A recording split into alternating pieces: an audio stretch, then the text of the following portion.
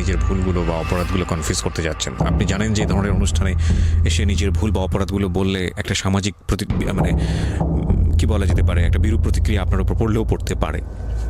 কারণ আমাদের সোসাইটিতে মেয়েদের এই ভুলগুলোকে বা অপরাধগুলোকে খুব একটা ভালো চোখে দেখা হয় না, আঙুল তাদের দিকেই তোলা হয়।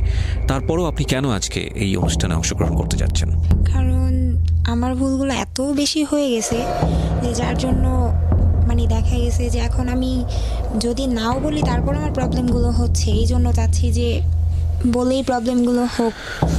ওকে, তার মানে আপনি চাচ্ছেন যে বলেই প্রবলেমগুলো সলভ হোক। হ্যাঁ। ওকে, তারপরেও জানো আর আপনার মতো করে ভুল যাতে আর কেউ কখনো না করে। ফাইন, আমরা শুরু করতে চাই প্রিয় শ্রোতা। মূল পর্ব শুরু হয়ে গেছে সিক্রেটসের। এই অনুষ্ঠানটি মূলত যারা আসেন তারা নিজেদের ভুলগুলোকে উন্মোচিত করে, অপরাধগুলোকে উন্মোচিত করে আরেকজন মানুষকে সচেতন করে যান। তো মামু, আমরা শুরু করি। আপনার তো জানাই আছে কিভাবে এখানে গল্প বলে সবাই, বলুন। ছোটবেলা থেকে 8-10টা মেয়ে যেভাবে বড় হয় আমিও সেভাবেই হয়েছি। আপনার বাবা কি করতেন? তো আমার বাবার মানে আমার প্রবলেম হচ্ছে যে আমার ফ্যামিলির দিক থেকে আমার বাবা বডি মিস্ত্রি ছিল, গাড়ির বডি মানে গাড়ির হচ্ছে উনি মেকানিক। ওকে, নিজের ছিল, বিজনেস ছিল। আর ছোটবেলা থেকে দেখে আসছি যে আমার বাবা ফার্স্ট একটা মহিলাকে বিয়ে করে। আপনার মা কি প্রথম স্ত্রী ছিলেন? আমার মা প্রথম ছিল। তো মহিলাটা ছিল আমাদের বাসার কাজের বুয়া বলে আমাদের বাসায় বয়স কত বা আপনি কোন ক্লাসে পড়তেন? আমি অনেক ছোট, একদম ছোট। পরিবারের বড় সন্তান আপনি? হ্যাঁ, সবার বড়। আচ্ছা। তো ছোটবেলা থেকে এগুলো দেখতেছি। তো আমার মা অনেক সুন্দর। তারপর আর যে মহিলাটাকে আমার আব্বু বিয়ে করে উনি অনেক খারাপ দেখতে ছিল, অনেক মানে খারাপ বলতে খারাপ না, আমার আম্মুর কাছে ও কিছুই ছিল না। তো ছোটবেলা থেকে দেখেছি যে ওই কারণগুলোর জন্য আমার আম্মুকে অনেক টর্চার করা হতো। তো আমাদেরকে মানে বলতো যে মার সাথে থাকবা নাকি আমার সাথে থাকবা, মার সাথে থাকলে চলে যাও, কিচ্ছু দিব না, এরকম। মানে ছোটবেলা থেকে আমরা 3 বোন ছিলাম, এক ভাই, 4 জন, তখন তো ভাই ছিল না। এরকম মানে মারামারি দেখতাম, এগুলো দেখলে খুব ভয় পেতাম, কান্নাকাটি করতাম। তো এগুলো দেখতে দেখতে ছোটবেলা থেকেই আর কি নিজের মধ্যে কেমন যেন হয়ে গেছি, মানে কারোর সাথে কথা বলতাম না, খুব বদমেজাজি হয়ে গেছি। মানে এগুলো দেখতে দেখতে আর ভালো লাগতো না। আচ্ছা। পড়াশোনাটাও ঠিক মতো করতে পারি না। এত ভালো একটা আমার আব্বু এত ভালো বিজনেস করার পরেও দেখা গেছে এসএসসিটা দিলাম, আমার আম্মু নিজের মানে গোল্ড রিং সেল করে তারপর আমাকে করে এক্সাম দেয়। তো তখন ফার্স্ট আমি নাচ শেখার পর দেখলাম যে ওইখানে অনেক মেয়েরাই নাচে প্রোগ্রাম করে। আবার চিন্তা করতাম যে প্রোগ্রাম করতে যাব, বাবার সম্মানটাও তো দেখতে হয়, মানুষ খারাপ বলবে। তো এই জন্য আর ওইরকম প্রোগ্রাম করতাম না। হাতের কাজ শিখলাম, ওইখান থেকেও ভালোই, ওইখান থেকে আমাকে সার্টিফিকেট দিয়ে দেয়, মানে কারচুপি কাজের। ওইখান থেকে আমি সার্টিফিকেট পাই। এটা কি এসএসসির পরে নাকি এসএসসির আগে? এসএসসির পরে। আগে না, কাজটা শিখি, হাতের কাজটা শিখি এসএসসির আগে, মানে সমসাময়িক সময় আর কি। ওকে, হ্যাঁ, এগুলোর মধ্যেই। তারপর পার্লারের কাজ শিখি। মানে মোটামুটি বলা যায় যে আমার একটা জেদ ছিল যে আমার বাবা যাই করছে আমি এমন কিছু করব, পড়াশোনাটা তো আর সম্ভব হচ্ছে না, আমি এমন ভাবে মানে আমার কাছে পড়াশোনা ছাড়া এমন কিছু বাদ দিব না যেটা আমি পারি না। তো মোটামুটি আমি সব কিছুই পারি আর শিখেছিও। তারপর ওই নাচ যখন শিখতাম ওই সব কাজের পাশাপাশি নাচটা রাখছি। রাগ উঠলেই আমি অনেক ভাঙচুর করতাম, আর সেটা ঘরেই, আর নিজের উপরে অনেক দেখা গেছে লাইক হাত পা কাটতাম। ওই ছোটবেলা থেকে রাগটা বাড়ে আর কি। আচ্ছা। আর বাড়তে বাড়তে এতই বাড়ে যে মানে এক পর্যায়ে দেখা গেছে যে ঘুমের ওষুধটা বেশি খেতাম। আচ্ছা। ঘুমের ওষুধটা বেশি খেতাম। মাঝখানে এমন হয় যে ঘুমের মানে ফার্মেসিগুলোতে একটা নিয়ম করে দেয় যে প্রেসক্রিপশন ছাড়া ওষুধ দিবে না। তো তখন মানে পাগলের মতো করতাম যে ঘুমাতে না পারলে, আমি এখনো পর্যন্ত ঘুমাতে পারি না, তো হাত পা কাটাকাটি করতাম, বিশেষ করে পায়ের হাঁটুর দিকটা কাটতাম যেন কেউ না দেখে। তারপর আম্মু দেখলো যে আমার অবস্থা অনেকটা খারাপ হয়ে যাচ্ছে, প্লাস আমার আব্বুই উল্টাপাল্টা করতেছে, আমি বড় হচ্ছি। এগুলো আসলে মানে একটা মেয়ের জন্য, একটা ফ্যামিলিতে একটা মেয়ের জন্য এই দিকগুলো অনেক খারাপ। যে ফ্যামিলিতে যদি কেউ শুনে যে বাবা এরকম করতেছে, সেখানে বিয়েতেও সমস্যা হয়, প্লাস মেয়েগুলোও মানে অনেক মানে যেমন আমি বিগড়ে যাচ্ছিলাম। তখন আম্মু বলে যে ওরে একটা কিছু দিয়ে ব্যস্ত রাখতে হবে যেন ও এই দিকগুলোতে নজর না দেয়, বা এই দিকগুলোতে যেন মন না আসে। নিজের উপর নিজের রাগ লাগে, কেন এমন একটা ফ্যামিলিতে জন্ম হলাম। আর আমি আমার যেটা আমি ভুল মানে সবচাইতে বড় অপরাধ হয়েছে, আমি আমার মার সাথে খুব খারাপ ব্যবহার করতাম। তো মা শুধু কান্নাকাটি করতো, কিছুই বলতো না, শুধু কান্না করতো, বলতো তোর বাবা এগুলা করে আর তুইও কথা শোনাস। আমি জানি না আমি কেমন দেখতে, বাট আমার ফুপির ফ্যামিলি, আমার মার ফ্যামিলি সবার ভাষ্যমতে সবচাইতে সুন্দর আমি। না অফকোর্স হয়তো বা মানে তারা ঠিকই বলেছে, কারণ আমরা যে ছবিটা দিয়েছি ফেসবুকে প্রিয় শ্রোতা এবং ইউটিউবে আমরা যে ছবিটা আপলোড করেছি ওর, তাতে আপনারা দেখলে বুঝতে পারবেন যে এই মেয়েটার জীবনে আসলে এই ধরনের সিক্রেটস। মানুষের সৌন্দর্যটা আসলে মনে বাহ্যিক দিক থেকে না, তারপরেও লুক একটা অনেক বড় ফ্যাক্ট নিঃসন্দেহে। তো সেই জায়গা থেকে অফকোর্স শি ইজ বিউটিফুল। হ্যাঁ, তারপর অনেক বিয়ের প্রস্তাব আসতো, আমি রাজি হতাম না, কারণ তখন আমার মনে হয় না মানে বিয়ে জিনিসটাকে আমি অনেক হেট করতাম, যে এইগুলো দেখতেছি আমার সাথেও যদি এগুলো হয়, মানে আমার মনের মধ্যে একটাই ছিল যে আমি বিয়ে করব যদি আমাকে ছেড়ে চলে যায়, এই ভয়ের জন্য আমি মানে সংসার জিনিসটা পছন্দ করতেন না, করতাম না, ভয় পেতেন।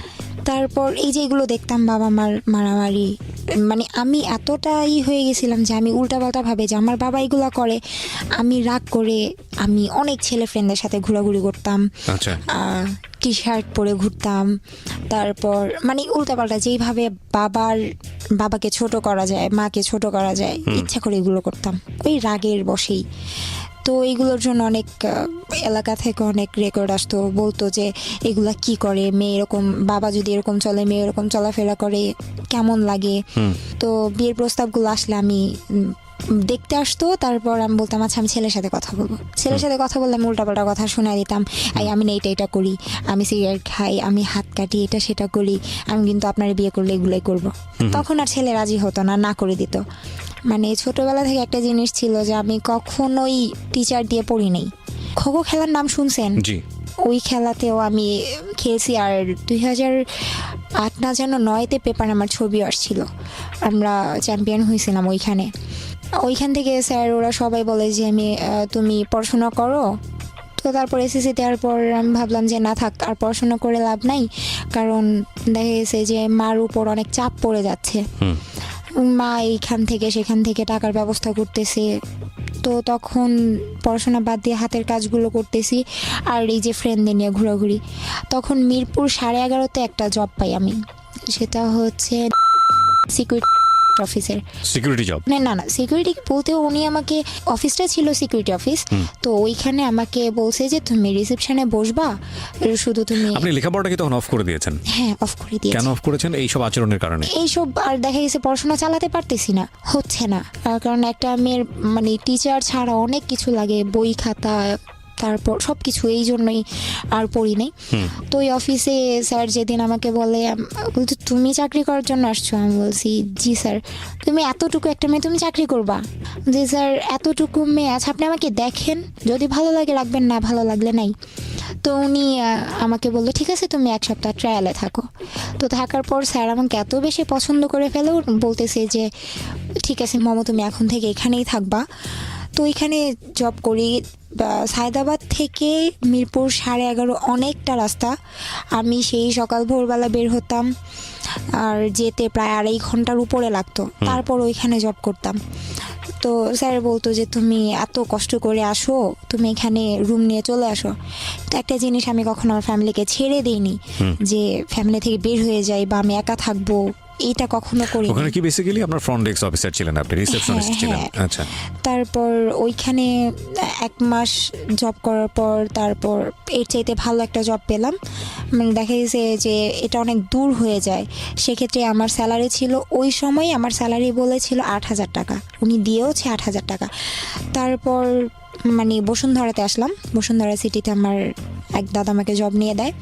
ওইখানে ফার্স্ট ছিল 5,000, তারপর এরকম বাড়তে বাড়তে 8,000-এর মতো হয়।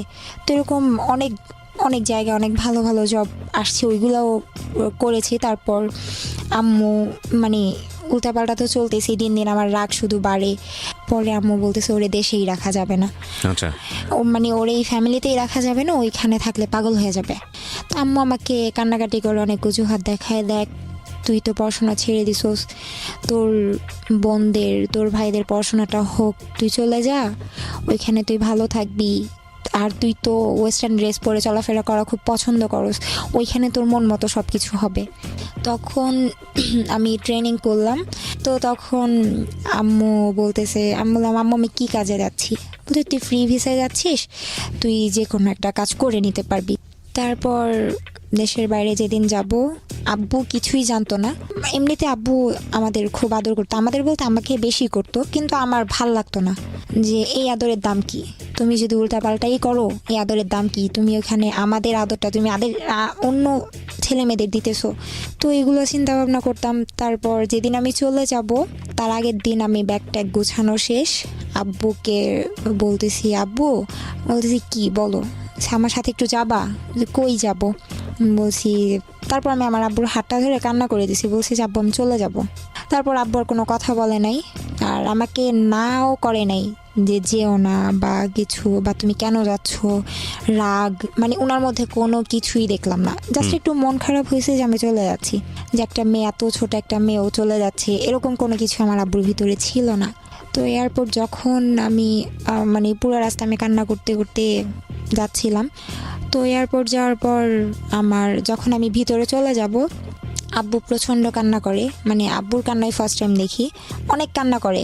তারপর আমি ওইখানে গেলাম, যাওয়ার পর আমি জর্ডান নামার পর 2টা প্লেন চেঞ্জ করতে হয়। ফার্স্ট আমাকে দুবাই না যেন আবুধাবিতে নামায়, 3 ঘন্টা পর তারপর আবার আরেকটা প্লেনে উঠতে হয়।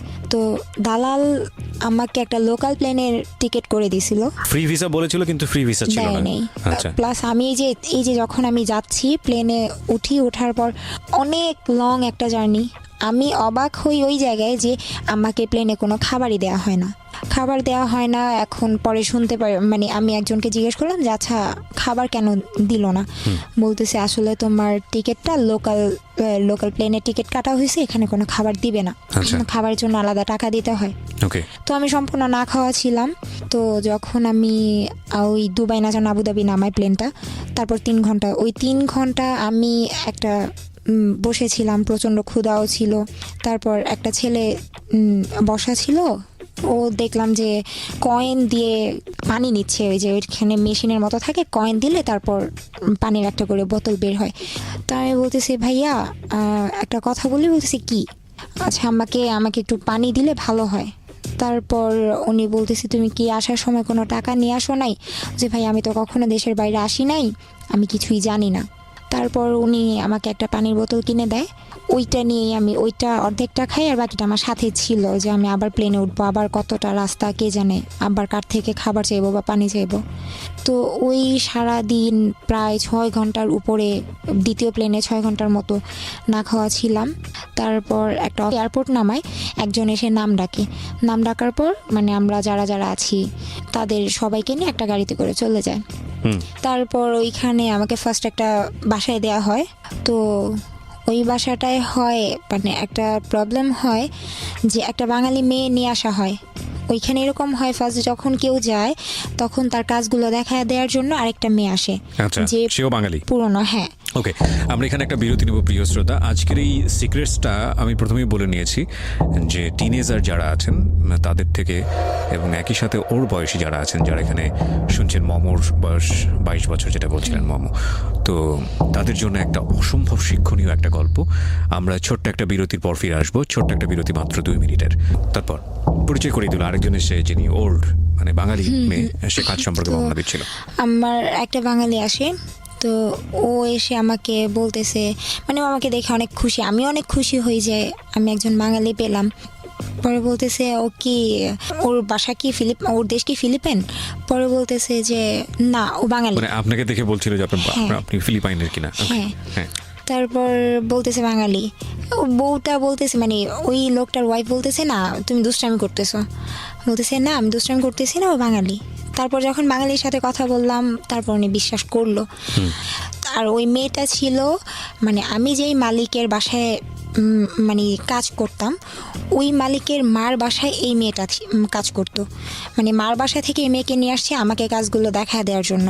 তো তখন মানে কাজ দেখা দিচ্ছে 2 দিন 3 দিন অনেক ভালো কাটলো। তারপর আমরা সবাই মিলে ওদের বাসায় বেড়াতে গেলাম, মানে আমার মালিকের মার বাসায়। ওই বাঙালি যে ছিল ওই বাসায় কাজ করে। তো এখানে যাওয়ার পর ও আমাকে ফোন দেওয়া হয়, বলে যে তোমার ফোন আছে। আমি বলছি হ্যাঁ ফোন আছে, কিন্তু সিম কার্ড তো নেই। তো সিম কার্ড কিনে দিল। তো মানে ওই মেয়েটা, ওই বাঙালিটা, ও আর আমি একসাথে রাতে ঘুমাতাম, মানে যখন ওই বাসায় বেড়াতে যেতাম। তো আমার মালিকের মানে বেবি হয়, তো অনেক ছোট, নিউবর্ন। তো এই জন্য অনেক দিন, প্রায় 15-20 দিনের মতো মার বাসায় থাকা হয়। তো এই 15-20 দিন আমি ওই বাঙালির সাথে একসাথে ঘুমাই। তো একসাথে কাজ টাজ করি দুইজনে। আর তারপর দেখতাম ও না অনেক অনেক লং টাইম ফোনে কথা বলতো। তখন বলতাম আচ্ছা তুমি বাংলাদেশে যে কথা বলো, তুমি এত টাকা কই পাও? পরে বলতেছে যে এত টাকা কোথায় পাই, টাকাটা হচ্ছে আমার বেতন থেকে কাটে। আমি বলছি আচ্ছা ঠিক আছে, বেতন থেকে কাটে। তারপর ওর ফোন দিয়ে কয়েকদিন কথা বললাম। পরে একদিন হঠাৎ করে আমি দেখতেছি যে ওর কার্ড শেষ হয়ে গেছে, তারপর মানে ফোনের কার্ড শেষ হয়ে গেছে, ও আবার ফোনের কার্ড আনছে। বললাম তুমি টাকা কই পাইছো? পরে বলতেছে যে একটা কথা বলি, কাউরে বলবা না তো। মানে আমাকে তুই করেই বলতো, যে তোর ফ্রেন্ডের মতো ছিলাম। বলতেছে কাউকে বলবি না। বলছে আচ্ছা ঠিক আছে বলবো না, বলো। আমি আরবি ভাষা জানি না, আমি কিভাবে বলবো? পরে ওই মেয়েটা মানে বলতেছে যে আমি টাকাটা যখন আমার মানে মালিকের মানে মালিককে তো বাবা বলা হয় আর মহিলাকে মামা বলা হয়, বলতেছে আমি বাবার প্যান্টের পকেটে পাইছি। তুমি প্যান্টের পকেটে পাইছো কেন, টাকাটা ফিরাই দিলা না? বলতেছে যে পাইছি, এটা ওনাদের হিসাবের মধ্যে নেই, আর আমারও তো কার্ড শেষ হয়ে গেছে এই জন্য। পরে আমি আর কিছু বলি নাই। ভাবলাম যে আমি একটা বাঙালি হয়ে তো আরেকটা বাঙালির ক্ষতি করেও লাভ নাই, প্লাস আমি ভাষাও জানতাম না। তো একটা পর্যায়ে মানে ওর সাথে চলতে চলতে এতটা ক্লোজ হয়ে যায়, ও আমাকে সব সত্যি বলে দেয়। যে ও 2-1 দিন পর পরই ওই মালিকের ঘর যখন গুছাতে যেত, তখন ওই মালিকের পকেট থেকে টাকা চুরি করতো। আমার মালিক ফুল অনেক পছন্দ করতো।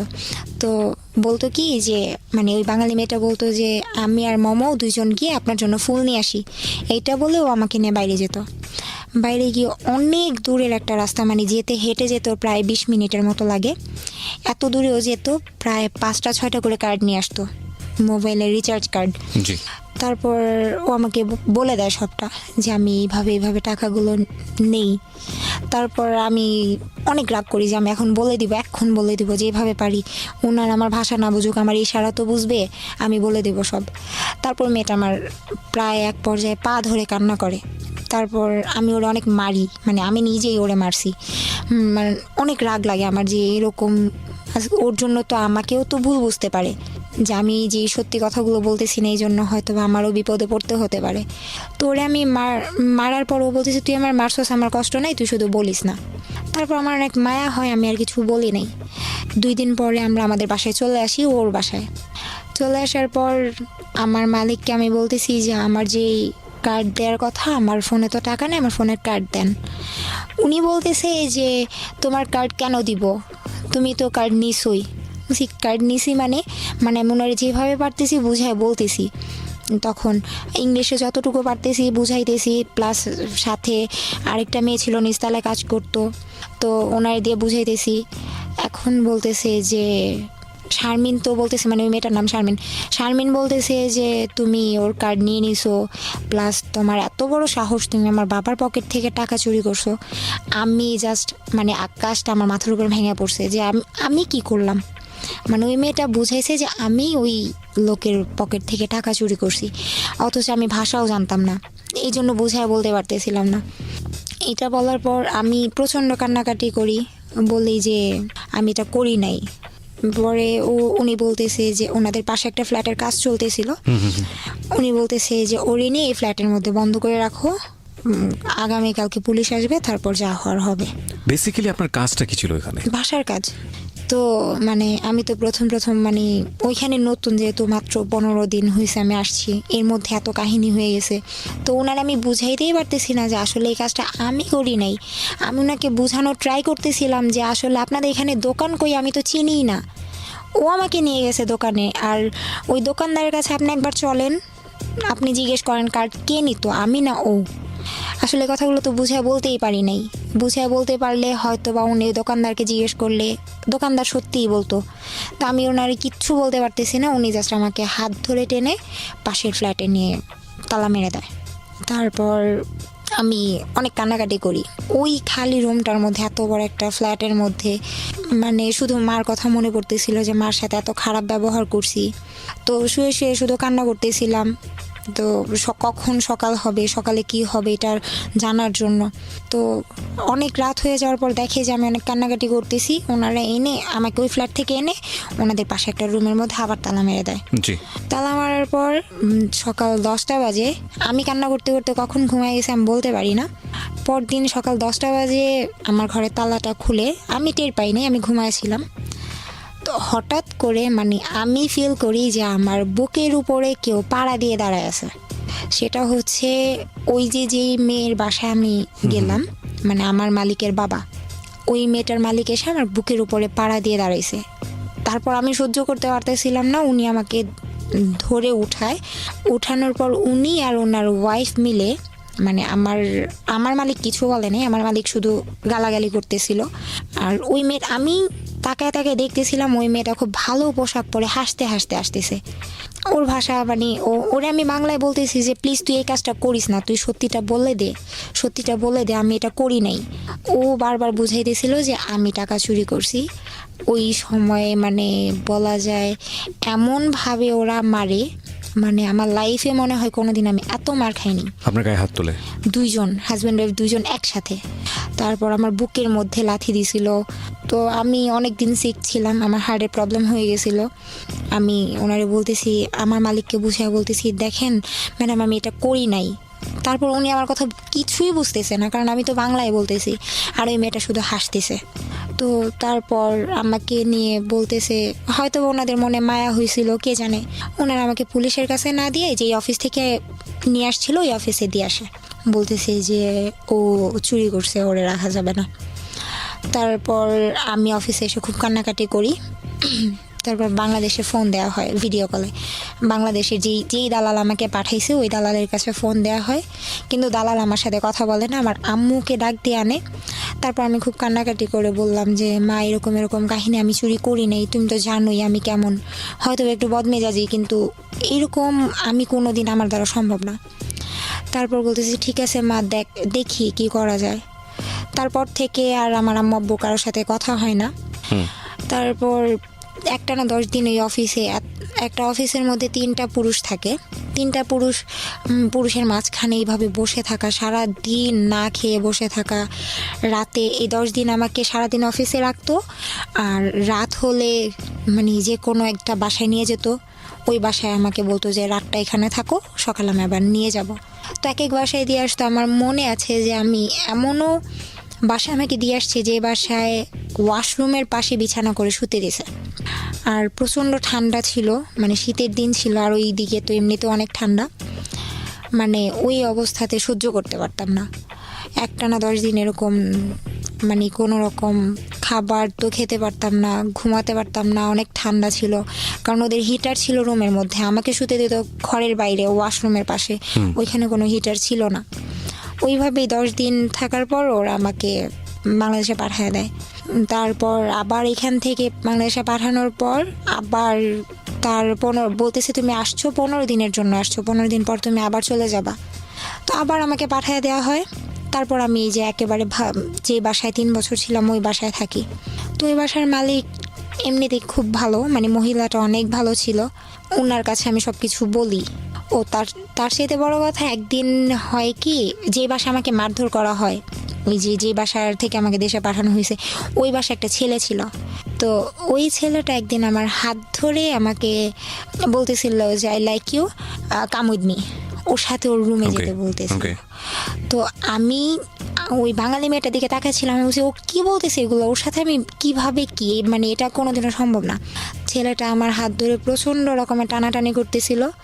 তারপর আমি ওর মার কাছে বিচার দিই এটা যে ও এরকম করে, হয়তো ওই রাগের বশেই আমার সাথে এরকম ব্যবহারটা করে, জানি না। তো তারপর যখন আমি নতুন বাসায় আসি, মানে বাংলাদেশ থেকে আবার যখন নতুন বাসায় আসি, তখন ওই মালিক বলে যে তুমি ওই বাসায় কেন থাকতে পারলা না, তোমাকে কেন রাখলো না।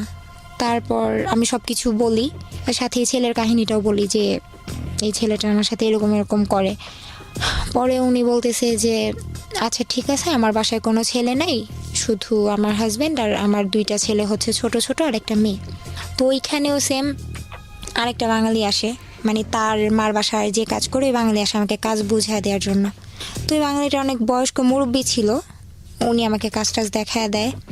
তো ওই সময় আমাকে ফোন দেওয়া হয়, বলে যে তুমি ওয়াইফাই কাকে বলে, তখন আমি বুঝতাম না।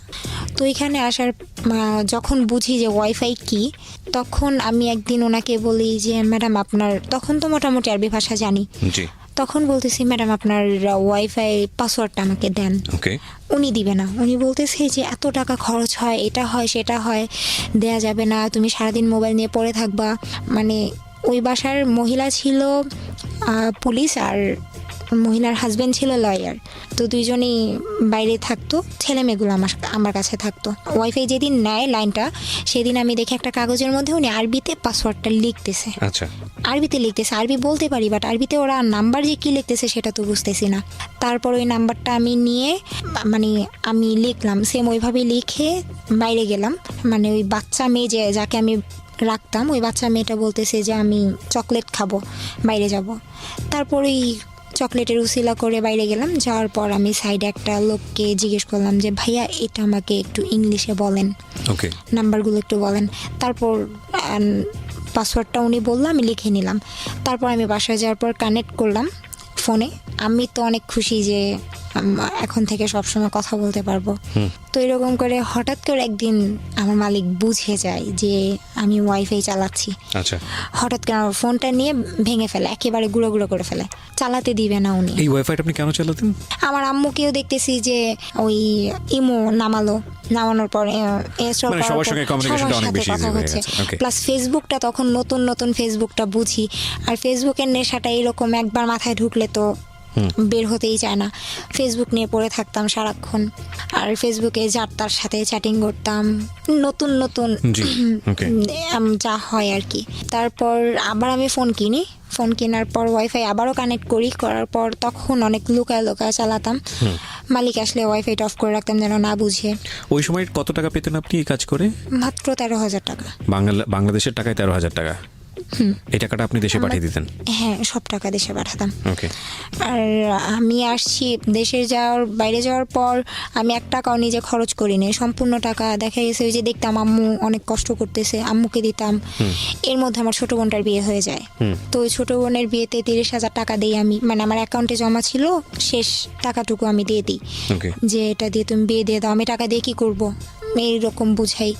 তারপর হঠাৎ করে মানে ফেসবুকে একজনের সাথে কথা হওয়ার পর হঠাৎ করে কেন যেন আমি বলতেছি দেখি কাকে ভাল লাগে, দুষ্টামি করে যে দেখি কাকে ভাল লাগে তার সাথে কথা বলবো।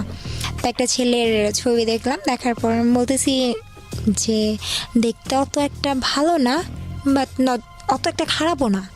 তারপর আমি ওকে অ্যাড পাঠাই, ও অ্যাড অ্যাকসেপ্ট করে না। অ্যাকসেপ্ট না করার পর তারপর হঠাৎ করে একদিন আমি ফোন নাম্বারটা চাইলাম যে আপনি এত করেন, দেমাগ কেন দেখান। বলতেছে দেমাগের কি দেখলেন? বলতেছে আপনি কি ভাবেন আপনি দেখতে অনেক সুন্দর, আপনি দেখতে অনেক পচা। পরে বলতেছে তাহলে কেন নক করছেন? আমি বলছি আমার ভালো লাগছে তাই, আমার একা একা এখানে থাকতে ভালো লাগে না। আচ্ছা, হ্যাঁ, আমার সময় ওই কাটানোর ছেলেটাকে আপনি জন্য। নিজে থেকেই নক করেছেন? হ্যাঁ। আচ্ছা, আমি বললাম যে আমার সময় কাটানোর জন্য একজনকে দরকার, আমি তো আপনার সাথে প্রেম করবো না, আমি আপনার সাথে ফ্রেন্ডশিপ করার জন্য নক করছি। আচ্ছা, তারপর বলতেছে আচ্ছা ঠিক আছে। তো যখন বললাম আমি দেশের বাইরে, উনি বিশ্বাস করেনি। তারপর হঠাৎ করে একদিন আমি বলছি আচ্ছা ঠিক আছে লাইনে থাকো। লাইনে রেখে আমি আমার মালিকের সাথে আরবিতে কথা বললাম। তো ও আমার ভাষা শোনার পরে ও একেবারে মানে পাগল হয়ে যায়, বলতেছে যে তুমি এত সুন্দর করে আরবি বলতে পারো, তুমি যখন আরবিতে কথা বলতেছিলা আমি আসলে ভুলে গেছিলাম যে আসলে তুমি বাঙালি না, ওই দেশের আরবিয়ান। আর সবচেয়ে বড় কথা ওই দেশের কেউ বিশ্বাস করতো না যে আমি বাঙালি। আচ্ছা, সবাই বলতো যে হয়তো বা ফিলিপিনি আর নয়তো অন্য কোনো জায়গার, বিশ্বাস করতো না। তারপর আমিও বলতাম হ্যাঁ আপনারা যা ভাবেন তাই আমি। আচ্ছা, তারপর এই যে ওর সাথে ফোনে কথা হতে থাকে, তো তখন আমি শুনতে পারি যে ছেলেটার নাম কি ছিল? ছেলেটার নাম। ঠিক আছে, তো ওর সঙ্গে আপনি নক দিয়েছিলেন এবং আপনি কথাবার্তা বলছেন আমি ওর কথা সঙ্গে? বলতে থাকি। ওকে, তারপর আমি একটা পর্যায়ে যে শুনতে পাই যে ও আমাকে বলতো, ওর সাথে ফ্রেন্ডশিপ ছিল মনে হয় সর্বোচ্চ গেলে 1 সপ্তাহ। আচ্ছা, তারপর ওরে মানে ওকে আমি বলতাম যে আচ্ছা তুমি আমার জন্য একটা ছেলে খুঁজো, আমি রিলেশন করব যেন আমি দেশে এসে বিয়ে করতে পারি, যেহেতু বিয়ের জন্য ফ্যামিলি ইন দ্য মিনটাইম কি আপনারা কি ফেক আইডি ইউজ করতেন নাকি মানে ফেক বলতেন নিজেদের ছবি দিয়ে একদম সবকিছু নিজেদের জেনুইন? হ্যাঁ। ওকে, তারপর ছেলে দেখতে বললাম, তো ও বলতেছে আচ্ছা ঠিক আছে দেখতেছি। বলতেছে কিরকম ছেলে পছন্দ তোমার? আমি বললাম যে কিরকম ছেলে পছন্দ, আমি অনেক সবচেয়ে বড় কথা আমি লম্বা ছেলে অনেক পছন্দ করি, আর যেমনই হোক ছেলে যেন শিক্ষিত হয়, কারণ একটা শিক্ষিত মানুষ কোনো যেন অ্যাটলিস্ট আমার বাবা মা যেরকম করে সেরকম করবে না, গায়ে কখনো হাত তুলবে না, গায়ে হাত তুলবে না, সংসারের মধ্যে অশান্তি করবে না, খারাপ ব্যবহার করবে না, এইগুলাই। তো তখন ও বলতো আচ্ছা ঠিক আছে, আর আমি ওর কাছে সব কিছু শেয়ার করতাম, আমার পাশে এটা হচ্ছে সেটা হচ্ছে, আমার বাবা মা এগুলো করতো। আসলে কি মন খারাপ থাকতো, শেয়ার করার কথাগুলো শেয়ার করার জন্য একজনকে দরকার ছিল। তারপর হঠাৎ করে ও অনেক ছেলেকে দেখায়, আমি আসলে বুঝাতে যাচ্ছিলাম আমার কাউকেই ভালো লাগে না, আসলে আমি তোমাকে পছন্দ করি। আচ্ছা, এটা আপনি বুঝতে চাচ্ছিলেন? বুঝাতে যাচ্ছিলাম। ওকে। ও বুঝতো কিন্তু আমাকে বুঝতে দিত না যে ও বুঝতেছে। তারপর হঠাৎ করে মানে আমার রাগ মানে অনেক মেজাজ গরম হয়েছে, আমি কি তুমি কি বুঝো না, ঢং করো, তুমি বুঝতেছো ঠিকই যে আমি তোমাকে পছন্দ করি, তারপরে তুমি এমন কাহিনী করতেছো। পরে বলতেছে আচ্ছা ঠিক আছে তোমাকে আমি 20 তারিখে একটা কথা বলবো। কি কথা তুমি এখনই বলো? বলতেছে তোমার জন্য ছেলে দেখছি। ছেলে দেখছো, বলো না, নাম ছবি দাও।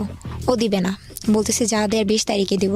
তো 20 তারিখ আসে, আমি তো ওয়েট করতেছি কার কথা বলবে কার কথা বলবে, আমি মনে মনে ভাবতেছিলাম হয়তো ও নিজের কথাই বলবে। তারপর আপনাকে বলেছিল কিছু, যে আপনি ওর ফেসবুক আইডি দেখে ওর সঙ্গে জিজ্ঞেস করছিলেন যে তুমি কোথায় থাকো কি করো, তখন কি বলেছিল? ওর বাসার ঠিকানা বলে যে আমি এখানে থাকি, পড়াশোনা করছে কিনা, পড়াশোনা করছে। হ্যাঁ, কোথায় পড়াশোনা করছে? তখন অনার্স মনে হয় অনার্সে পড়তেছে তখন, এরকম কথা বলেছে? হ্যাঁ। ওকে, ঠিক আছে। তারপর ওর সাথে কথা চলতে থাকে। 20 তারিখের ঘটনা? হ্যাঁ, রাত 12টা 1 ও আমাকে বলতেছে I think I love you. মানে কি? আপনার সঙ্গে ফেসবুকে কথা চলার কতদিন পরের ঘটনা এটা?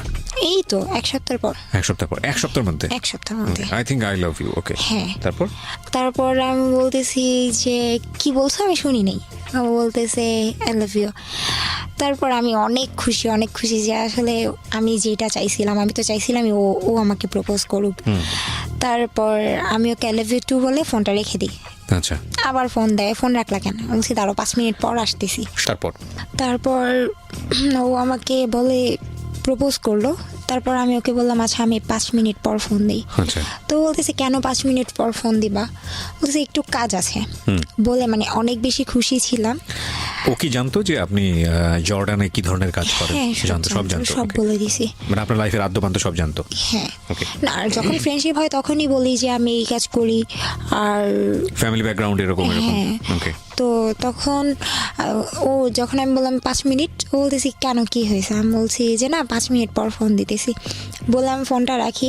মজার কথা আমি আমার রুমে গিয়ে এত বেশি খুশি ছিলাম, মানে আমি আমার খাটের উপর প্রচন্ড লাফালাফি করতেছিলাম, একটা বার আমার খাটটা ভেঙে গেছিল। ওহো, ওকে। ও যে খুব বেশি সুন্দর তাও না, মানে আমার দিক থেকে অনেক। তো ওর সাথে রিলেশন হওয়ার পর আস্তে আস্তে মানে ওর সাথে কথা চলতে থাকে। তো এর মধ্যে হঠাৎ করে একদিন বলতেছে, না সারা রাত কথা বলতো, আমরা দুইজন একসাথে কথা বলতাম ভিডিও কলে। টাইমের একটা ব্যাপার ছিল যে বাংলাদেশের 4 ঘন্টা ডিফারেন্স ছিল। মানে আগানো না পেছানো? আগানো ছিল। ওরা ছিল আগানো। হ্যাঁ, বাংলাদেশ ছিল আগানো। তো এখন আমি যখন ফোন দিতাম ওর এখানে, আমার এখানে যদি রাত 10টা বাজতো, ওর এখানে প্রায় অনেক রাত হয়ে যেত। তো এখন ভিডিও কলে ও কি করতো, ভিডিও কলে আমার সাথে লাইনে থাকতো। আমি বলতাম যে আমি সারাদিন এত কাজ করছি, আমার খুব খারাপ লাগতেছে, আমি একটু ঘুমাই। ওর বলতেছে হ্যাঁ ঘুমাও। ও লাইনে থাকতো, আমি ফোনটা এক সাইডে রেখে আমি ঘুমিয়ে যেতাম, মানে এমন ভাবে রাখতাম যেন আমাকে দেখতে পারে। তো সম্পর্কটা এরকম পর্যায়ে ছিল, এত ভালো ছিল। ইভেন আমি যখন গোসল করতে যেতাম ও বলতো যে আমি লাইনে আছি, তুমি 24 ঘন্টা আমাকে লাইনে রাখবা।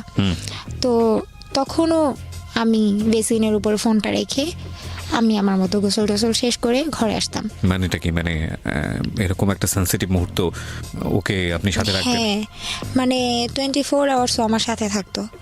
ওকে। তো তারপর খাওয়া দাওয়া সব কিছুতেই।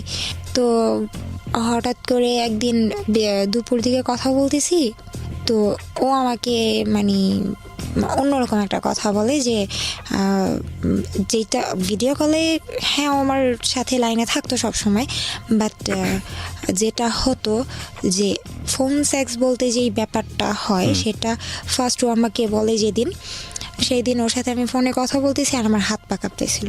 আমি বলছি যখন আমি তোমার সাথে ভিডিও কলে কথা বলি তখন তো আমি তোমার দিকে তাকাই না, আমি আমার মতো কাজ করতে থাকি, এই জন্য অত একটাই লাগে না। তো কথা বলতে বলতে হঠাৎ করে মানে আমার হাতে একটা ব্যাগ ছিল, ব্যাগের মধ্যে মানে ওই বাচ্চারা খেলে না, ওরা মনে হয় গ্লাস ভেঙে রেখে দিছিল। তো ওইটার সাথে ওর সাথে ফোনে কথা বলতে বলতে আমি এতই হয়ে গেছি, ওইটার সাথে লেগে আমার ডান পায়ের এই যে হাঁটুর নিচে এই জায়গাটায় এতটা কাটে, মানে আমি টেরও পাই না, মানে টেরও পাননি? কেটে গেছে আচ্ছা। Already, Okay. মানে একদম রক্ত দিয়ে ভেসে যাচ্ছে, আমি বলতে পারি না, জি। বাসায় কেউ ছিল না। তো হঠাৎ করেই আমার এমন একটা অবস্থা, ওর আমি বলতেছি আচ্ছা আমি একটু আমার কেমন যেন লাগতেছে, বলতেছি কি হয়েছে, আচ্ছা পাটা এত গরম লাগতেছে কেন। তখনও ওর সাথে আমি লাইনে কথা বলতেছি, বলছে কেন তুমি কি করতেছো, না কিছু করি না, আমি পায়ে না একটু আগে ব্যথা পেয়েছি। বলছে কিভাবে ব্যথা পেয়েছো, বলতেছে দেখো কি হয়েছে। যখন আমি পায়ের দিকে তাকাই ফার্স্ট আমার ফ্লোরের দিকে চোখ যায়, যেমন ফ্লোরটা পুরো একদম ব্লাড দিয়ে যাতা অবস্থা। তো আমি আমার পাটা কাপড়টা উঠায় দেখতেছি পা থেকে মানে রেলে কাটা লাশ যেরকম হয়ে যায়, একদম মাংসটা ভিতর থেকে একেবারে কেটে যায়, এইরকম একটা অবস্থা হয়ে গেছে। অথচ আমার হুশই নাই, ওর সাথে কথা আমি এত ব্যস্ত। তো ওইটা দেখার পর আমি অনেক জোরে চিৎকার করি, বাসায় কেউ ছিল না, বাচ্চাগুলো স্কুলে ছিল। তো ও তখন চিৎকার শুনে ভিডিও কল দেয়। তো ভিডিও কলটা আমি রিসিভ করার পর ওকে আমি দেখানোর পর ও কান্নাকাটি করতেছে, কি হয়েছে তাড়াতাড়ি পা বাঁধো। তো সাথে আমার একটা কাপড় ছিল, হেজাব ছিল, হেজাবটা খুলে আমি পাটা বাঁধি। তারপর এক পর্যায়ে ওইটা দেখার পর আমি সেন্সলেস হয়ে যাব এমন অবস্থা। ও শুধু আমার ফোনটা তো আমার হাতেই ছিল, ও আমাকে বলতেছে যে গেটটা খুলো, চিৎকার করে আমাকে ডাকতেছে মামা গেটটা খুলো, গেটটা খুলো। তুমি যদি এখন গেটটা না খোলার, যদি তুমি এইভাবে এই বন্ধ ফ্ল্যাটের মধ্যে যদি তুমি সেন্সলেস হয়ে যাও, হয়তো বা ব্লিডিং হতে হতে তুমি মারাও যেতে পারো। রাইট। তো আমি বারবার আমার পায়ের দিকে তাকাচ্ছি আর চিৎকার করতেছি। তারপর কোনো রকমের মানে পড়ে গেছি আমি মাটিতে। ও আমাকে ডাকতেছে, বলতেছে যে তুমি যদি এখন না উঠে গেটটা যদি না খুলো, তোমার সাথে আমার কোনো সম্পর্ক রাখবো না। এইটা শোনার পর আমি কিভাবে যে উঠছি আমি নিজেও জানি না, আমি গেটটা খুলছি।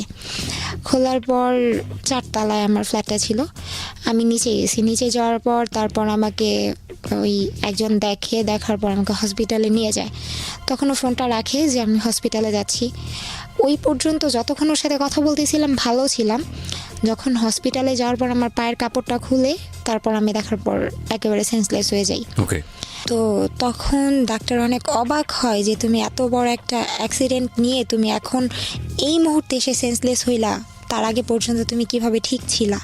বলছি আমি জানি না, না এরকম শক্তি আছে, লাভের এরকম শক্তি আছে, এর চেয়ে বড় বড় শক্তি আছে, আমি এটা আমার জানি জানা না। আছে। তারপর বাসায় আসার পর ওদের এখানে একটাই হচ্ছে যে যত বড় দুর্ঘটনাই ঘটুক ওরা চিকিৎসা করাবে, বাট তার 5 মিনিট পর থেকে কাজ করতে হবে। পা কাটা নিয়ে কাজ করতে হচ্ছে, হাঁটতে পারি না, সব কিছু করতেছি। তো ও তখনও পর্যন্ত ভিডিও কলে থাকতো সবসময় 24 ঘন্টা। তারপর দেখা গেছে এই যে জ্বর আসতো রাতে অনেক, এই কাটা পায়ের জন্য। তারপর ও লাইনে থাকতো, বলতো যে শান্ত হও, আমাকে সান্ত্বনা দিত, মানে অনেক 24 সাপোর্ট আওয়ার্স করতো। কোম্পানি যেটাকে বলে। হ্যাঁ, খেয়াল করবেন যারা শুনছেন তারা খেয়াল করবেন, বিশেষ করে টিনেজার যারা মানে এই ফেসবুক, ইউটিউব, ভাইবার, হোয়াটসঅ্যাপ, ইমো বা আরও সকল যে অ্যাপ্লিকেশনগুলো আছে যারা ব্যবহার করেন র্যান্ডামলি, এবং এগুলো কি যারা সম্পর্কের বিশ্বস্ততার জায়গা, এগুলো তো আসলে টুল মাত্র না, একটা টেকনোলজি, এগুলোর তো কোনো দোষ নাই, দোষটা হচ্ছে আমাদের। সো সিক্রেটস যেহেতু, তার মানে বুঝতেই পারছেন ঘটনা অন্যদিকে মন নেবে। অবশ্যই খেয়াল রাখবেন যে সম্পর্কের যে জায়গাটায় ওরা আছে সেটা হচ্ছে সবচাইতে পবিত্রতম ফিলিংস, এবং সবচাইতে পবিত্রতম ফিলিংস বলতে আমি যেটা বোঝাচ্ছি না, সৃষ্টিকর্তার প্রতি যে ফিলিংস আমাদের থাকে সেটা হচ্ছে সবচেয়ে পবিত্র ফিলিংস। তারপরে যদি আমরা বলি যে প্রেম, প্রীতি, ভালোবাসার সম্পর্কের জায়গাটা, এবং সেটাও যদি রিলিজিয়াস জায়গা থেকে বলি সেটার একটা ডিফারেন্ট শেপ আছে, কিন্তু আমরা যদি ইন জেনারেলি বলি তাহলে মানুষের মনের মধ্যে যেই মারাত্মক রকমের ফিলটা জন্ম হয় সেটা ভালোবাসলেই জন্ম হয়, এবং সেটা দ্বিপাক্ষিকভাবেই যখন খুব অনেস্টির জায়গায় থাকে সেটা খুব খুব চমৎকার একটা ফিলিংসের জায়গা। তো সেই জায়গাটায় আছে হচ্ছে গল্পটা, এবং খেয়াল রাখবেন এটা অনেকের জীবনেই ম্যাচ হবে। আজকের এই সিক্রেটসটা অনেকের সাথেই মিলে যাবে। বলুন তারপর। তারপর সবসময় থাকতো ফোনে? আস্তে আস্তে সুস্থ হই।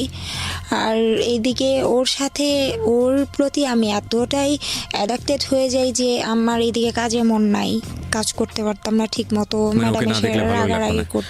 তো তারপর ওর সাথে মানে এরকম কথা হতো, আর কাজের অনেক তো ব্যাঘাত ঘটতই। তারপর আস্তে আস্তে না বলতে ওকে আমি দেখতাম যে রাতের পর রাত ও জেগে থাকতো, দিনের পর দিন জেগে থাকতো। তো একদিন আমি বলতেছি, আচ্ছা তুমি এত সারা দিন রাত না ঘুমিয়ে কেমনে থাকো? একটা মানুষ কিভাবে সম্ভব, কিভাবে তুমি এভাবে থাকো? পরে বলতো যে না আমি তোমার অনেক লাভ করি, তোমার সাথে থাকতে পারি না, এটা সেটা এই জন্য। তো আমি অনেক খুশি যে এরকম একটা মানুষ আমি পাইছি যে নাকি আমাকে অলওয়েজ সাপোর্ট করে। তারপর হঠাৎ করে একদিন দুষ্টামি করে বলতেছে, আচ্ছা তুমি যদি কখনো শুনো যে আমি ইয়াবা খাই তুমি কি করবা? তো তখন আমি খুব বেশি চিৎকার করে কান্নাকাটি করি, আর নিজে নিজে বলতে থাকি যে কি করলাম আমি, এটা যে আমার লাইফে একজনকে লাভ করলাম, সেও ওই ছেলেটাই এরকম। বলছিল যে আমি যদি ইয়াবা খাই তখন কি হ্যাঁ, করবা? হ্যাঁ। মানে আমাকে বুঝাতে যদি। তো তখন আমি অনেক কান্নাকাটি করি। পরে বলছে, এই বোকা মেয়ে শোনো, আমি না অনেক সুন্দর করে গুছায় মিথ্যা কথা বলতে পারি। তো আমি বলছি, গুছায় মিথ্যা কথা বলতে পারি মানে? বলছে, এই যে মাত্র মিথ্যা কথা বললাম, তুমি ধরতেও পারলা না, দুষ্টামি করলাম। তো এরকম মাঝে মাঝে অনেক কিছু দুষ্টামির মাধ্যমে আমাকে অনেক কিছু বলতো। তারপর ও বলতেছে, আমি বলতেছি, আচ্ছা তুমি না ঘুমায় কিভাবে থাকো? তারপরে সত্যি কি তুমি আবার খাও? বলতেছে, আরে বোকা না, আমি সব করি না। তারপর রিলেশন যখন আস্তে আস্তে ডিপ হতে থাকে, তো একটা পর্যায়ে ও আমার কাছে সবকিছু স্বীকার করে যে হ্যাঁ আমি এটা করি। তো তখন আমি বলছি, দেখো আমি তোমাকে এতটাই লাভ করে ফেলছি, এখন তুমি যদি এর চাইতেও বড় কিছু করো আমি তোমাকে ছাড়তে পারবো না, বাট তুমি এটা ছেড়ে দাও। পরে ও আমার সাথে রিলেশনের পরও বলতেছে, আমি এখন অনেক হ্যাপি, আমি আগে অনেক একা ছিলাম, তুমি আসার পর অনেক ভালো আছি। তো আমিও খুশি, ও খুশি, দুইজনে খুব ভালো চলতেছে। ওর ফ্রেন্ডদের সাথেও আমার কথা হতো, গ্রুপ চ্যাট হতো, সবাই একসাথে কথা বলতাম, ফোনে কথা বলতাম, তো দুষ্টামি করতাম। এখন ও আবার আমাকে ওর লাইফের কিছু স্টোরি বলতো, একটা মেয়েকে অনেক লাভ করতো, মেয়েটার সাথে অনেক কিছু হয়েছে। তো এরকম অনেক মেয়ের কাহিনী আমি শুনছি ওর থেকে। শুনতে শুনতে শুনতে শুনতে কতগুলা মেয়ে যে হয়েছে হিসাব নাই, প্রত্যেকটার সাথে ফিজিক্যাল করছে। এগুলো বলেছে আপনাকে? হ্যাঁ। ওকে। তো আপনার খারাপ লাগতো না এগুলো শুনলে? কান্না করতাম, বুঝতে দিতাম না। তারপর আবার মনকে বুঝাতাম আসলে ও তো আমাকে সত্যিটা বলতেছে, এটাই বেশি। ও চাইলে আমাকে লুকায় রাখতে পারতো, হাইড করতে পারতো, আমি তো জানতেও পারতাম না, ওকে, সমস্যা নাই। তো হঠাৎ করে একদিন এত রাগ লাগে, রাগটা ওর প্রতি না অন্যজনের প্রতি রাগ করে আমি কাচের একটা গ্লাস ভেঙে আমি আমার হাত কাটিয়েছি। আমার হাতে এখনো দাগ আছে, জি। হাত কাটি। তো এটা নিয়ে অনেক রাগ করে যে খারাপ মেয়েরা এগুলো করে, এটা সেটা করে। আচ্ছা ঠিক আছে, আর করবো না। ও বলতেছে যে তুই অন্য কোনো কারণে কাটোস নাই, তুই অন্য কোনো ছেলের জন্য কাটছস। 24 ঘন্টা তুমি আমার সাথে আসো, আমি অন্য কোনো ছেলের জন্য কেন কাটবো? তো এটা গেল। আরেকদিন মানে আমি রান্না করতাম ওর সামনে, মানে ওই যা করার আর কি, ডেইলি লাইফ 24 ঘন্টা সে সাথে হ্যাঁ, থাকতো। ও আমার সাথে থাকতো। তো হঠাৎ করে একদিন রাতের বেলা কি নিয়ে যেন ওর সাথে আমার ঝগড়া হয়েছে। এখন আমি বলছি, দেখ আমি কিন্তু মারা যাব। বলছে, তুই মারা যাবি। আর ও অনেক খারাপ ভাষায় গালি দিত আর মিথ্যা এবং সেগুলো বলতো। আপনার কাছে মধুর লাগতো? হ্যাঁ, মধুর লাগতো প্রথম এক্স্যাক্টলি, হ্যাঁ, প্রথম এগুলো সত্যি। মধুর লাগে। আমি কিছুই বলতাম না। তারপরে আস্তে আস্তে যখন দেখি গালির পরিমাণ বাড়তেছে, আমিও তখন গালাগালি শুরু করে দিই। ওকে। মানে ও যেমন ওর বাবা মা তুলে গালি দিচ্ছে, তখন আমি ওর বাবা মা তুলে গালি দেওয়া শুরু করি। এটা কি মানে আপনাদের তখনও দেখা হয়নি, সবকিছু দেখা ভার্চুয়ালি হয় হচ্ছে? নাই। মানে ভিডিও কল টল এগুলোর মধ্যে? ভিডিও কলে সব হচ্ছে, ওর সামনে গোসল করতেছি, ফোন সেক্স হচ্ছে, সব হচ্ছে। ওকে। তো কিন্তু ওর সাথে আমার এখনো দেখাই হয় নাই। ওকে, পয়েন্ট করবেন এগুলো, কারণ আমরা এই যুগেই বসবাস করি। ইনফ্যাক্ট আজকালকার যুগে একটা মানুষকে রিচ করা দেশের এই প্রান্ত থেকে বিশ্বের যে কোনো প্রান্তেই থাকুক না কেন ইটস মানে টাইম ফ্যাক্ট, কয়েক সেকেন্ডের ব্যাপার। টেকনোলজি আমাদেরকে সেই জায়গাটায় নিয়ে গেছে।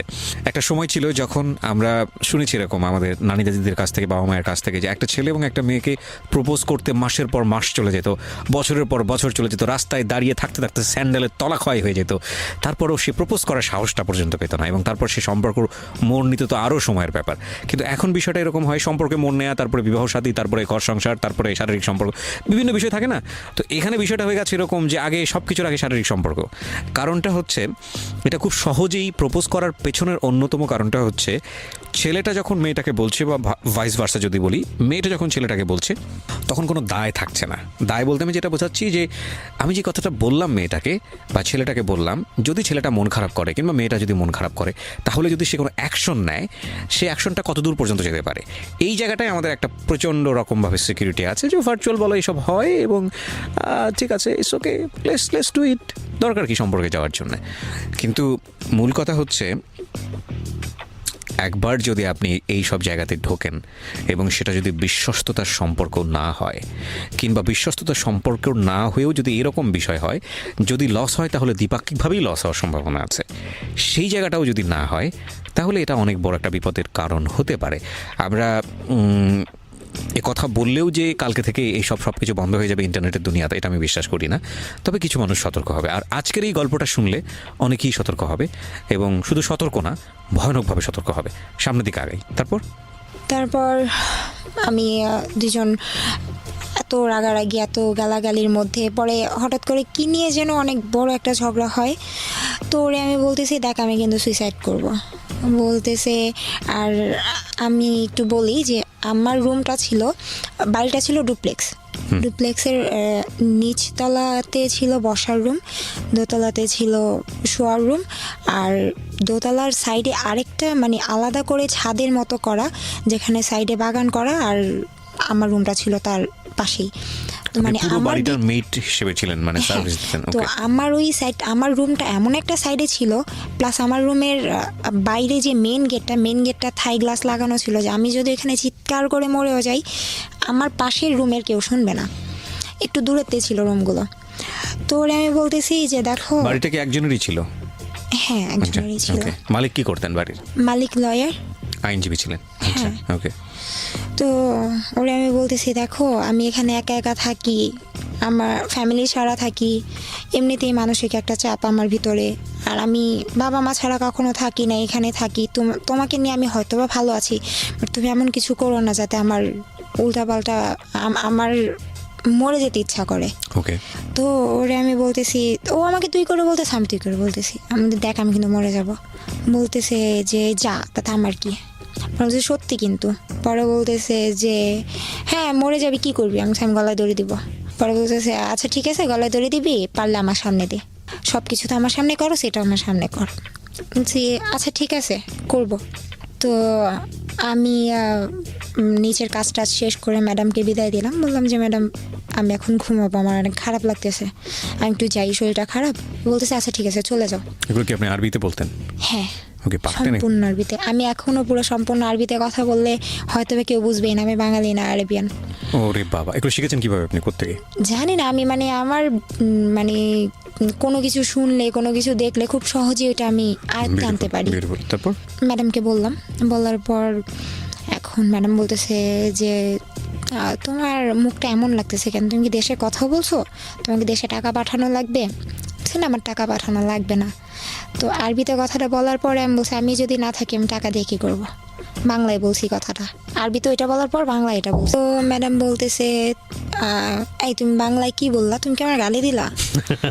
তো বলতেছি যে ম্যাডাম আমি আপনাকে অনেক লাভ করি। ম্যাডাম আমাকে অনেক আদর করতো, কারণ দেখা গেছে আমি যখন ফ্রি টাইম থাকতো কাজের, তখন আমি ম্যাডামের পাশে বসে থাকতাম। মানে আমার মায়ের মতো, আমার মাকে কোনোদিন এতটা সেবা করিনি যতটা ওনাকে করছি। আর আমি ওনাকে অনেক জ্বালাতাম, মানে ওনার ছেলে মেয়ে যেভাবে জ্বালাতো আমিও জ্বালাতাম। তো উনি বলতো যে আমার 3টা না 4টা ছেলে মেয়ে, 2 মেয়ে 2 ছেলে। তো উনি বলতেছে তুমি আমার গালি দিলা? বলছে আমার এত বড় সাহস আছে, আমি আপনাকে গালি দিব? বলতেছে আচ্ছা ঠিক আছে, যাও ঘুমাও। তারপর আমি বিদায় টিদায় দিয়ে ঘুমাতে গেলাম। তো তখন আমি ওর বলতেছি, তখনও কিন্তু লাইনে অডিও কলে, মানে যখন সামনে কেউ থাকে তখন অডিও কলে থাকে, আর আমি যখন একা থাকি তখন ভিডিও কলে। এখন কি অবস্থা আছে? আপনার ফোনে কি আছো? না না, ওকে, ফাইন। ফোন অফ হয়ে গেছে। তো তারপর আমি উপরে যাওয়ার পর মানে ম্যাডাম বুঝতে পারছিল হয়তোবা যে আমার মন খারাপ। তো আমি উপরে যাওয়ার 5 মিনিট পরে উনি আমার পিছিয়ে পিছিয়ে যায় আর আমার মেন গেটের দরজাটা নক করে। আমি বলছি আপনি কেন আসছেন? আমি গেট বন্ধ করে দিলাম, আমি তো ঘুমাবো। বলতেছে যে আচ্ছা তুই গেটটা খোলা রেখে ঘুমা, তোর ঘরের গেট লাগা কিন্তু এটা খোলা রাখ। কিন্তু আমি আমার রুমের গেট কখনো বন্ধ করতাম না, কারণ আমার রুমের গেট একটু সমস্যা হতো, বন্ধ হতো না, এই জন্য মেন গেটটা বন্ধ করে ঘুমাতাম। তো আমি বলতেছি ম্যাডাম কি করবেন আপনি? বলতেছে যে আমি এখানে বসে সীসা খাবো। আমি সীসা বানাতে পারি খুব ভালো করে। আপনি? হ্যাঁ, অনেক সুন্দর করে বানাতে পারি। সীসা কি ওদের দেশে লিগ্যাল না? সবাই খায়? হ্যাঁ, সবাই খায়। ওকে। তো সীসাটা পরে আমি বলতেছে আচ্ছা তুই তো ঘুমাতে যাবি, আমার সীসাটা বানায় দিয়ে যা। তো বানায়টা আমি রাখলাম না, ভাবছি যে হ্যাঁ উনি এই জন্যই আসবে, কিন্তু ওনার ছিল যে গেটটা খোলা রাখবে উনি। তারপর উনি চলে যায়। তো আমি তখন আমার বয়ফ্রেন্ডকে বলতেছি যে দেখো আমার অনেক খারাপ লাগতেছে, তুই দেখ তো আমার অনেক খারাপ লাগতেছে, তুই আমার সাথে এমন করিস না। বলতেছে যে তুই না মরবি বললি, মরবি না, ভয় লাগতেছে। সে না, ভয় আমি পাই না, ভয় জিনিসটা আমার ভিতরে নাই। পরে বলতেছে যে তো মরবি মর। আমি বলছি হ্যাঁ মরবো তো। আচ্ছা দাঁড়া আমি আমার আম্মুর সাথে একটু কথা বলি। তারপর ওরে কনফারেন্সে রেখে আম্মুর সাথে কথা বললাম। ওরে কনফারেন্সে রেখেছেন মানে? ও কথা বলতো আপনার মার সঙ্গে? ও কথা বলতেছে না, চুপ করে শুনছে যে আসলে আপনি মার সঙ্গে এতটা প্রাইভেসি শেয়ার করা মানে ইমোশনালি ফুল হলে যেটা হয় আর কি। ওকে, বলেন। তারপর ও মানে যখন আমি রুমে গেলাম, আর আমার রুমে যাই, যাওয়ার পরে ও বলতেছে যে মামা একটা কাজ কর। আমি কি করব? বলতেছে তোর ফোনে যে আমার ছবিগুলো আছে ছবিগুলো ডিলিট কর। আমি ছবি ডিলিট করব, আচ্ছা করতেছি। পরে বলতেছে ডিলিট করার সময় স্ক্রিনশট দিবি, তারপর ডিলিট করার পরে গ্যালারি স্ক্রিনশট দিবি, আমি সব কিছু দেখবো, প্রুফ দে তুই যে সব কিছু কাটছস। সব কিছু ডিলিট করে দিলাম। তারপর বলতেছে আচ্ছা তোর সাথে আমার লাস্ট কল কখন, ফোন কল যখন হয়েছে ওই লিস্টটা ডিলিট কর। তারপর মানে হাসতেছিলাম যে পরে আমি বলতেছিলাম আমি যদি এই দেশে মরে যাই তোমার ওই দেশে পুলিশ ধরবে না, ভয় পাও কেন? বলতেছে তুই ডিলিট কর। করলাম, তারপর স্ক্রিনশট দিলাম যে করছি। পরে বলতেছে আচ্ছা ঠিক আছে এবার যা করার কর। তারপর আমি ওয়াশরুমে গেলাম, যেহেতু বাইরের দেশে কোনো ফ্যান এরকম আমাদের দেশের মতো ফ্যান চলে না, ওদের হয় এসি না হয় এমনিতে কিছু থাকে না। ওয়াশরুমের মানে যে জানালাগুলো থাকে সেগুলো অনেক উঁচুতে থাকে। তো ওরে আমি ফোন দিয়ে লাইনে রাখছি, ও বলতেছে, আমি বলছি আচ্ছা আমি ফোনটা রাখি। বলতেছে না আমি লাইনে থাকবো, আমি দেখবো তোর কত বড় কলিজা। তো মানে আমার এখনো বুক কাঁপতেছে, কথাগুলো মনে পড়লে এমন লাগে। তারপর ওরকে লাইনে রেখে আমি বেসিনের উপর ফোনটা রাখছি। রাখার পর কমেটের কাবারটা বন্ধ করে কাবারের উপর দাঁড়াইছি। দাঁড়ানোর পর আমি আমার বাংলাদেশ থেকে যে 3 পিস নিয়ে গেছি সেটার ওড়নাটা আমি ওই জানালার সাথে বাঁধলাম। এখন বলতেছে যে এতক্ষণ লাগে। তারপর বাঁধার পরে একদম এক পর্যায়ে ফাঁসি যেভাবে দেয় সেভাবে পুরোপুরি শেষ। ওর দিকে তাকায় দেখে ও হাসতেছে, মানে ফোনে ভাবছে হয়তো এই পর্যন্ত করে আমি নেমে যাবো, আর কিছুই করব না। তারপর একটা পর্যায়ে আমি গলার মধ্যে ওড়নাটা ঢুকানোর পর আমি পাটা ছেড়ে দিই, ঝুলে যান আপনি? হ্যাঁ, ঝুলে যাই। তারপর ও খুব চিৎকার করে, লাউড স্পিকার ছিল, আমি শুনতেছিলাম, মামার নাম, ওইখান থেকে নাম তুই। তো আমি ওইখান থেকে যে নামবো, আমি তো পায়ের নিচে কোনো টুল দিয়ে নাই, আমি কমেটের উপরে দাঁড়ায় নিছি। এখন ওই পর্যন্ত পাটা আমার যাবে না, আমি নামতে পারবো না। আর আমি যে হাত দিয়ে ওড়নাটা খুলবো ওইরকম কোনো মানে স্কোপ ছিল না। তো আমার এমন অবস্থা হয়ে গেছে, ও ভয়ে ও ফোনটা কেটে দিছে। ও এটা ভয় পাইতেছিল যে কেউ যদি এসে দেখে ও লাইনে হয়তো ওর নামে কেস হবে, আর এই জন্য ও সবার আগে ওর ছবিগুলোর কল লিস্ট সব কিছু ডিলিট করছে। করার পর জানি না হয়তো বা কপালে মরণ নাই, তার ওই যে ম্যাডাম রুম খোলা রাখছে, ম্যাডাম আসছে, আসার পর দেখতেছে যে আমার অবস্থা একেবারে খারাপ হয়ে গেছে। উনি তো চিৎকার দিয়ে সাথে সাথে এসে উনি কমেটের উপর দাঁড়ায়, তারপর কেচি দিয়ে ওনাটা কেটে ফেলে, কারণ খোলার মতো অত সময় ছিল না। তো আমাকে নামানোর পর আমি সাথে সাথে সেন্সলেস হয়ে যাই। তার কখন জ্ঞান ফিরছে আমি জানি না। তো ম্যাডাম মানে আমার জ্ঞান ফেরার পর আমাকে একটা থাপ্পড় দিছে, অনেক বলছে এইটা করার জন্য তুই উপরে আসছস। আমার মন বলছিল তুই উল্টাপাল্টা কিছু করবি, এই জন্য আমি গেটটা খোলা রাখছি, আজকের পর তুই কোনোদিন গেট লাগাবি না। তো এই ঘটনা ঘটলে তো মানে আমাদের মতো জায়গা হলে তো বাসা থেকে বের করে দিত। হ্যাঁ, কিন্তু উনি আমাকে অনেক আদর করতো, প্লাস উনি আমাকে যে নিছে ওনার বাসায়, ওনার অনেক টাকা নষ্ট করে নিতে হয়েছে। আর সবচাইতে বড় কথা, উনি আমার মায়ায় পড়ে গেছিল। এটা আমি সবসময় শুনছি, সবাই আমাকে বলে যে আমি নাকি মানুষের সাথে অনেক মিশতে পারি, মানুষের মন জয় করতে পারি, জানি না। এটাও বলতো যে তুমি আমার মাকে মানায় চলতে পারবা। তো তারপর আমার যখন জ্ঞান ফিরে আমি ওকে ফোন দিই, ফোন দেওয়ার পর ওর মধ্যে কোনো ফিলিংস নাই। আবারও কথা চলতে থাকে, এরকম করতে করতে হঠাৎ আরেকদিন এমন রাগ লাগে, এমন ঝগড়া হয়েছে। আবার একদিন মানে এই ভালো চলতেছে, 24 আওয়ার্স আমার সাথে থাকতেছে, সব কিছু হচ্ছে, এর মধ্যে আবার এমন ঝগড়া হয়। আমি বলছি দেখ আমি কিন্তু আবার মারা যাবো, আবার সুইসাইড করবো।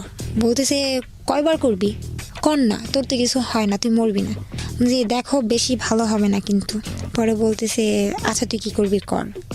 তারপর আমি ওইখানে ম্যাডামের রুমে ওষুধের একটা আলাদা একটা ছিল, আপনার আলাদা একটা সাইট ছিল যেখানে শুধু ওষুধ থাকবে। ওইখানে গেলাম, ওইখানে যাওয়ার পর অনেকগুলো ওষুধ নিলাম। নেওয়ার পর তখনও বলতেছে তুই কী করবি, ভিডিও কল আমার সামনে কর, তুই করবি, আমার বিশ্বাস হয় না। মানে আমাকে ও করাবেই, এটা করতেই হবে, ও দেখবে নিজের চোখে প্রমাণ। তোর সামনে আমি প্রায় 3টা ওষুধ যখন খেলাম তখন বোধহয় থাকার কিছু করা লাগবে না, তুই দেখবি, শেষটা দেখে যা। শেষ পর্যন্ত আমি সবগুলো ওষুধ মানে খাওয়ার আগে পর্যন্ত মানে খাবো 5টার মতো খাইছি। তার মধ্যে আমার আরেকটা ফোন আসে, আরেকটা ফোন আসার পর আমার আম্মুর ফোন ছিল, সেটা ফোনটা ধরার পর আমি কথা বলতে বলতে মানে ইমোশনাল হয়ে যাই। মা আমার জন্য মন খারাপ ছিল, মার সাথে মা বলতেছে মামা তোর কথা অনেক মনে পড়তেছে। তখন আর কি বুঝলাম যে মার মন, এমন একটা সময় ফোন দিতে হলো। তারপর আমি সব ওষুধগুলো ফেলে দিই, 10টা ওষুধ ছিল, 5টা খাওয়ার পর 5টা ফেলে দিই। তারপর ওই 5টা খাওয়ার পর আমি সারাদিন আমার মানে কোনো ক্ষতি হয় নাই, কিন্তু আমার এমনিতেই খুব মাথা ঘুরতো, পড়ে যাব লাগে এরকম। তারপরে লাস্ট আমি যখন বাংলাদেশে চলে আসব তার আগে আরেকবার এরকম ঝগড়া হয়, তখন আমি আমার ঘরে আগুন লাগিয়ে দিই। ওখানে? হ্যাঁ, ওইখানে আমার খাট ছিল না, ওইখানে তো আপনার যেই আলাদা যেই বেডগুলো থাকে যে ফর্মের, ওইগুলো ছিল, আমি ওটার মধ্যে আগুন লাগিয়ে দিই। তারপর ঘরের দরজা পর্যন্ত বন্ধ করে দিই।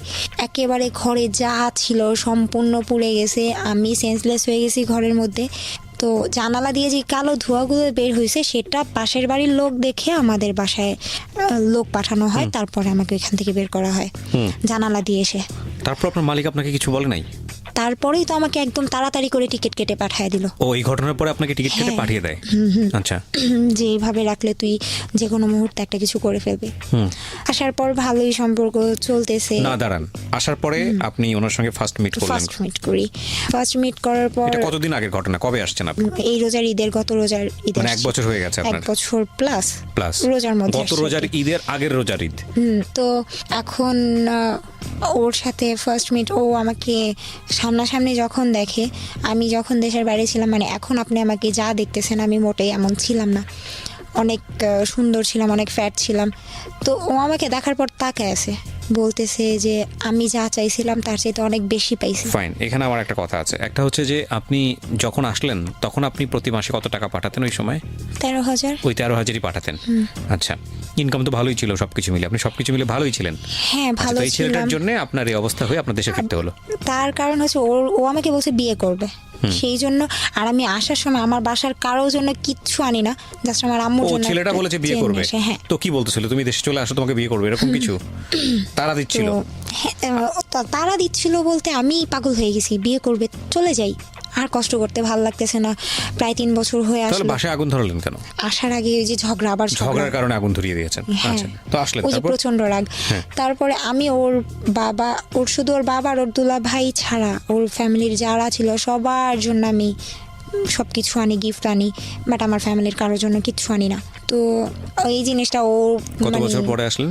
3 বছর। 3 বছর দেশের বাইরে ছিলেন, 3 বছর পরে আসলেন। হ্যাঁ, তারপর ওর সাথে ফার্স্ট মিট যখন, তখন ও বলতেছে আমি যা চাইছি তার চাইতে অনেক বেশি সুন্দর তুমি। আর ওর ফ্যামিলি সবাই ছিল কালো, এখন মানে যেটা সত্যি কথা, ওর ফ্যামিলি সবাই কালো।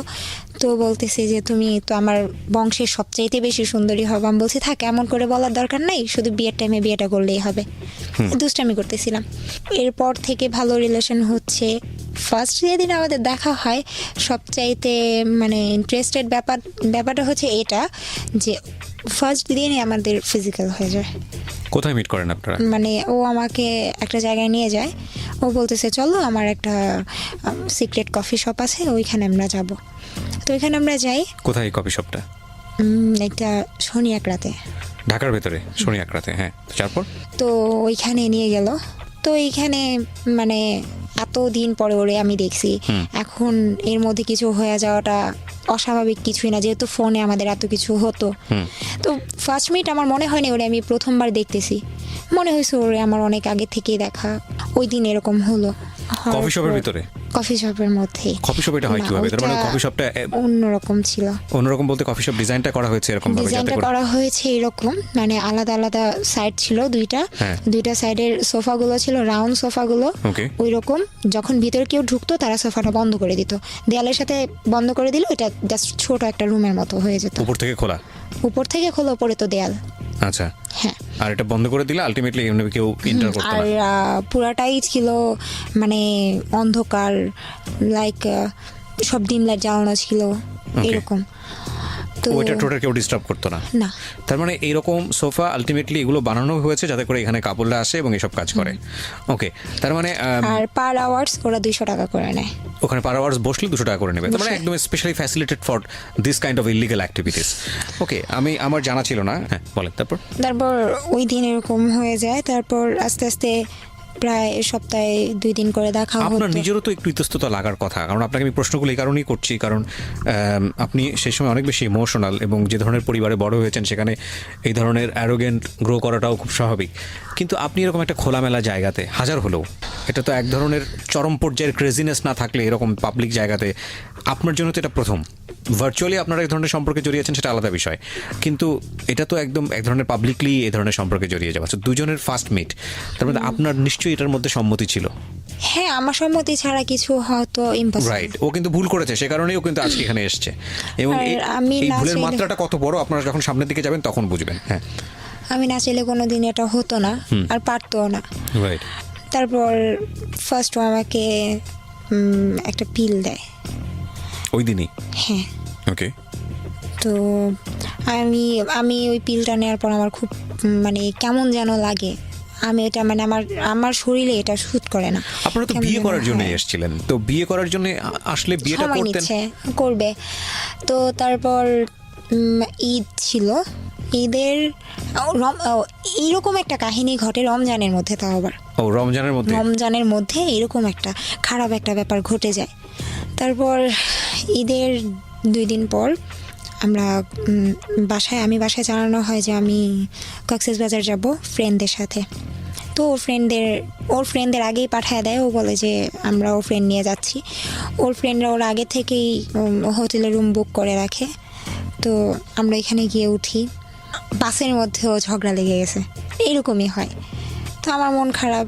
আমরা ওইখানে যাওয়ার পর মানে এমন একটা অবস্থা হয়েছে, মানে ও যে এতটা পাগল, আমি রুমে ঢুকতে দেরি, এতটা জার্নি করে আসছি, ওর আমার উপরে ছাপায় পড়তে দেরি নেই। এক কথায় না বললে পারলাম না। মানে আলটিমেটলি বিষয়টা ছিল এরকম যে আপনারা ওখানে গিয়ে পার্সোনালি টাইম পাস করবেন। হ্যাঁ। ওকে, তো Just আপনি ঘুরবো। ওকে, তো ওইখানে গেলাম, রোজ একটা না মনে হয় 3 দিন ছিলাম, রোজই মনে হয় মানে ওই ঝগড়াটাই হচ্ছে বেশি। কাছাকাছি থেকে ঝগড়া হচ্ছে? ঝগড়াও হচ্ছে। কিসের ঝগড়া ছিল? কি বিষয়ে নিয়ে ঝগড়া হতো? এই ছোটোখাটো ব্যাপার নিয়ে ঝগড়া লেগে যাচ্ছে, আচ্ছা, কথাই মিলছে না। তো এর মধ্যে আমি ওকে একটা কথা বলছিলাম যে যাই করো আমার সামনে করবা, তুমি যত বড় অপরাধ করো আমার সামনে যদি করো আমি তোমাকে মাফ করে দেবো, আমার পিছনে কিছু করবো আপনার না। সন্দেহ তো কোনো অপরাধ করে? ওই যে নেশাগ্রস্ত নেশানিত, ব্যাপার মানে বা ইয়াবা কোনো তখনও মেয়েলি নিচ্ছে? কোনো ব্যাপার, হ্যাঁ। তখন ও আমাকে, আর ওর সবগুলো টাকা আমার কাছে ছিল। তো একটা জিনিস ভালো লাগতো, ওর যখন টাকা লাগতো মানে ওই জায়গায় থাকাকালীন আমার কাছে টাকা চাইতো যে দাও, আর একটা কথা ও আমাকে বউ বলে ডাকতো। হুম। বউ আমার টাকা প্রেমে লাগবে, পড়ে অনেকেই বউ বলে ডাকে। হ্যাঁ, যে আমার টাকা লাগবে আমি এটা করব। তো একদিন আমি বলছি কি করবা, বলছে ড্রিঙ্কস করবা। আমি বলছি আচ্ছা তোমার ফ্রেন্ডরা আছে, আচ্ছা ঠিক আছে করো, বাট আমার সামনে। বলতেছে তোমার সামনে কেমনে? আমি বলছি তোমার নাম বলছি যে যা করবো আমার সামনে করবো, আমি কিচ্ছু বলবো না। তো ওর ফ্রেন্ডদের রুমে আমাকে নিয়ে যায়, আমার সামনে ওরা সবাই মানে রুমের ভিতরে ঢুকার পরে আমার জাস্ট এই মানে মনে হয়েছে আমি সেন্সলেস হয়ে যাব। কেন? ওরা প্রচণ্ড পরিমাণের ইয়াবা খাইছে রুমের মধ্যে, মানে আমার বয়ফ্রেন্ড না, ও তো পরে আসছে, ওরা সবাই মিলে মানে ওই গ্রুপটাই ছিল এরকম। এটা কি হোটেলের রুমে? হ্যাঁ। তো ও ঢুকার পরে আমার এত খারাপ লাগতেছিল, আমি না পেরে আমি বারান্দায় চলে গেছি। তারপর আবার ঘরে আসলাম যে এত ভাল লাগতেছে না, কতক্ষণ বারান্দায় থাকা যায়। তারপর একটা পর্যায়ে আমার সামনেই ইয়াবা খাওয়া শুরু করলো, ড্রিঙ্কস করলো, করার পর আমাদের রুমে চলে গেলাম। তো 3টা দিন মানে ও নিজে মানে এই কথাগুলো বলতেছি এই জন্য যে ও যদি কখন এটা শুনে ও হয়তো বা নিজের মন থেকে হইলেও ও মানবে যে হ্যাঁ এটাও করছে, যে ও জানতো যে আমার লাইফের ফার্স্ট ওই ছিল। কারণ 3 দিন ও আমার সাথে ছিল, 3 দিনে মানে আমার কি অবস্থা হয়েছে আমি জানি, দিন রাত এক হয়ে গেছে। মানে ওর ভিতরে যে মানুষ বলে কিছু ছিল না, আমি মানে ও হয়তো বা ইয়াবা খেতো এই জন্যই হয়তো বা এরকম ছিল, আমি জানি না। ও আমাকে বলছে যে ইয়াবা খেলে নাকি এরকম হয়, সেক্সুয়াল দিকগুলো নাকি একটু বেশি কাজ করে। তো আমি বলছি তুমি ইয়াবা খেয়ে যদি তুমি এরকম করো, আমার সহ্যের একটা ব্যাপার থাকে, আমি তো কিছু খায় নেই। হ্যাঁ আমি একটা নর্মাল মানুষ, আমার খারাপ লাগে। তো ও কিছু মানতো না, ওর মতো ও করতো। তো একটানা 3 দিন এরকম, তারপর আমি প্রায় সিক হয়ে যাই, এরকম অবস্থা। মানে অমানসিকভাবে চলতে থাকে বিষয়গুলো? হ্যাঁ এগুলো চলতে থাকে। আমারও ইচ্ছে ছিল আমি কখনো ওরে মানে ওর মন খারাপ হোক, ওর ভালো লাগে না বা ওর কষ্ট পাক এমন কিছু কাজ আমি কখনোই করতাম না। থাক আমার কষ্ট হোক, ও যা খুশি করুক। তো ওইখান থেকে যখন আমরা দেশে মানে ঢাকা আসি, তারপর ওই ফার্স্ট আমাদের ছবি তোলা। ছবি তোলা বলতে? মানে যখন ফিজিক্যাল হচ্ছে কক্সবাজারে গিয়ে? হ্যাঁ। তখন কি করেন আপনারা? এগুলো ভিডিও করেন? ও ভিডিও করতেছে। আপনার কি আপনার সম্মতি ছিল সেটাতে? আমার সম্মতি ছিল। আমি বললাম না যে ও এমন কিছু করুক, মানে আমি চাই না যে ও এমন কোনো ওর ভিডিও কাজে করার কষ্ট ব্যাপারটা করুক। মাথায় আসলো কেন? ওর ইচ্ছা হয়েছে, ও দেখবে। আচ্ছা, আমাদের দুইজনের একসাথে। ভিডিওটা কিসে হয়? ফোনে। ফোনেই ভিডিও করে? ওকে। আমার সামনেই করে। তারপর এখান থেকে আসার পর ওর ফ্যামিলি জানতো আমাদের ব্যাপারটা। আচ্ছা। তো আমি ওর বোনকে একদিন নক করি, তো ওর একটা পর্যায়ে দেখি আমি আপনাদের মধ্যে সম্পর্কের অবস্থা এত বাজে, এত কিছু হচ্ছে, গায়ে আগুন ধরার মতো ঘটনা ঘটে যাচ্ছে। আপনি ঠিক আছে, আপনার নিজের একটা সম্মতি ছিল, আপনার বয়সও কম, আপনি গেলেন ওখানে, এরকম একটা সম্পর্কে জড়াচ্ছেন, সামনাসামনি সব কিছু দেখছেন, তারপরও এই ভিডিও করার যে ব্যাপারটা, এটা আপনি নিজে থেকে অনুমতি দিয়েছেন ওকে? আপনার একবারও চিন্তা হয়নি যে ভিডিওটা অনেক বড় একটা বিপদ ডেকে নিয়ে আসতে পারে? অনেক বিশ্বাস করতাম। দ্যাটস অ্যাকচুয়ালি হ্যাপেন, প্রিয় শ্রোতা। কেন বলছি? কজ লাভ রানস ব্লাইন্ড। একটা কথা আছে যে ভালোবাসা অন্ধের মতো দৌড়ায়, এবং এটার কোনো লজিক থাকে না। একটা মানুষ যখন ইমোশনালি লাভের মধ্যে পড়ে যায়, তখন পুরো দুনিয়া একদিকে, প্রেম একদিকে। এবং মজার বিষয় হচ্ছে এটা একটা আগুনের ফুলকির মতো। আগুনের ফুলকি যেরকম তাপ করে উঠে জ্বলে আবার যেভাবে নিভে যায়, এটাও ঠিক তাই। লাভের ইমোশন প্রথম পর্যায়ে যেটা আসে, সেটা যদি একটা মানুষের জীবনে লাইফ লং স্টে করে, তাহলে মানুষটা পাগল হয়ে যাবে, এবং এটা কোনোভাবেই সম্ভব না। এবং সেই জন্য ব্যালেন্স করার জন্যই হয়তো বা সৃষ্টিকর্তা এই ইমোশনটা বেশি দিন রাখেন না। ঘটনা কিন্তু তখনই ঘটে, ইমোশনটা যখন কমে যায়, ওই সময় যতগুলো ভুল হয়, সেই ভুলগুলো সারাটা জীবন জুড়ে বয়ে বেড়াতে হয়। আর ইন্টারেস্টিং ফ্যাক্ট হচ্ছে, আমরা যখন এই ইমোশনের মধ্যে থাকি, আমরা বুঝতেই পারি না যে আমরা ইমোশন থেকে একটা সময় বের হয়ে আসব এবং খুব দ্রুত সেখান থেকে বের হয়ে আসবো। আমরা এটা মানতেই চাই না, আমরা মনে করি যে এটাই জীবন এবং এখানেই সারা জীবন আমাদের স্টে করতে হবে। That is the biggest mistake. আজকে যারা টিনেজার ছেলেমেয়ে যারা এটা শুনছো, জীবনে প্রথম প্রেম করছো, এই ধরনের প্রেম করছো, ভার্চুয়াল বলে প্রেম করছো এবং ভিডিও করে যাচ্ছ দেদার্সে, সুন্দর সুন্দর করে সেভ করে রাখছো, কোন দিন কোন তারিখ দিয়ে কোথায় গিয়েছিলে ভিডিও করে করে ফাইল দিয়ে সেভ করে রাখছো, তারা শুধু একটা জিনিস জেনে রেখো, নিজের জীবনের সবচাইতে ভয়াবহ রকমের যে বোমাটা সেটা তুমি সেভ করছো তোমার জন্য। ওকে, নিজের কাছে। হ্যাঁ, তারপর ঢাকা আসার পর ওকে তো আমি বলতেই থাকি যে বিয়ে করব বিয়ে করব বিয়ে করব। ও বলে যে আজকে না কালকে, আজকে না কালকে পেছাচ্ছে। হ্যাঁ, তারপর একদিন বলতেছে যে আচ্ছা ঠিক আছে চল আমরা ডেট ফিক্সড করি, ওই দিন আমরা বিয়ে করব। তো আমার ফ্রেন্ডের বাসায় বসে একটা ডেট ফিক্সড করা হয় যে ওই দিন আমরা বিয়ে করব। কিন্তু ওই দিন পার হয়ে যায়, বিয়ে তো করেই না, আরও মানে বিয়ের ডেট আসলেই ও উল্টাপাল্টা করতেছে, ঝগড়াঝাটি করতেছে। তো এরকম কিছু হলে এর মধ্যে হঠাৎ করে একটা জিনিস দেখি যে আগে ঝগড়া করতে করতে এমন একটা ব্যাপার চলে আসছে যে এখন আমার গায়ে হাত তুললো। হ্যাঁ, কিছু হলেই ও আমার গায়ে হাত তুলতো। তো এই জিনিসগুলো অনেক খারাপ লাগতো, এতটাই খারাপ লাগতো বোঝানোর মতো না। কারণ আমি আমার ফ্যামিলি থেকে কোনোদিন আমার গায়ে হাত তোলা হয় নাই। মানে আমার ফার্স্ট আমার লাইফের শুরুটাই, মার খাওয়া শুরুটাই ওর কাছে আসার পর থেকে।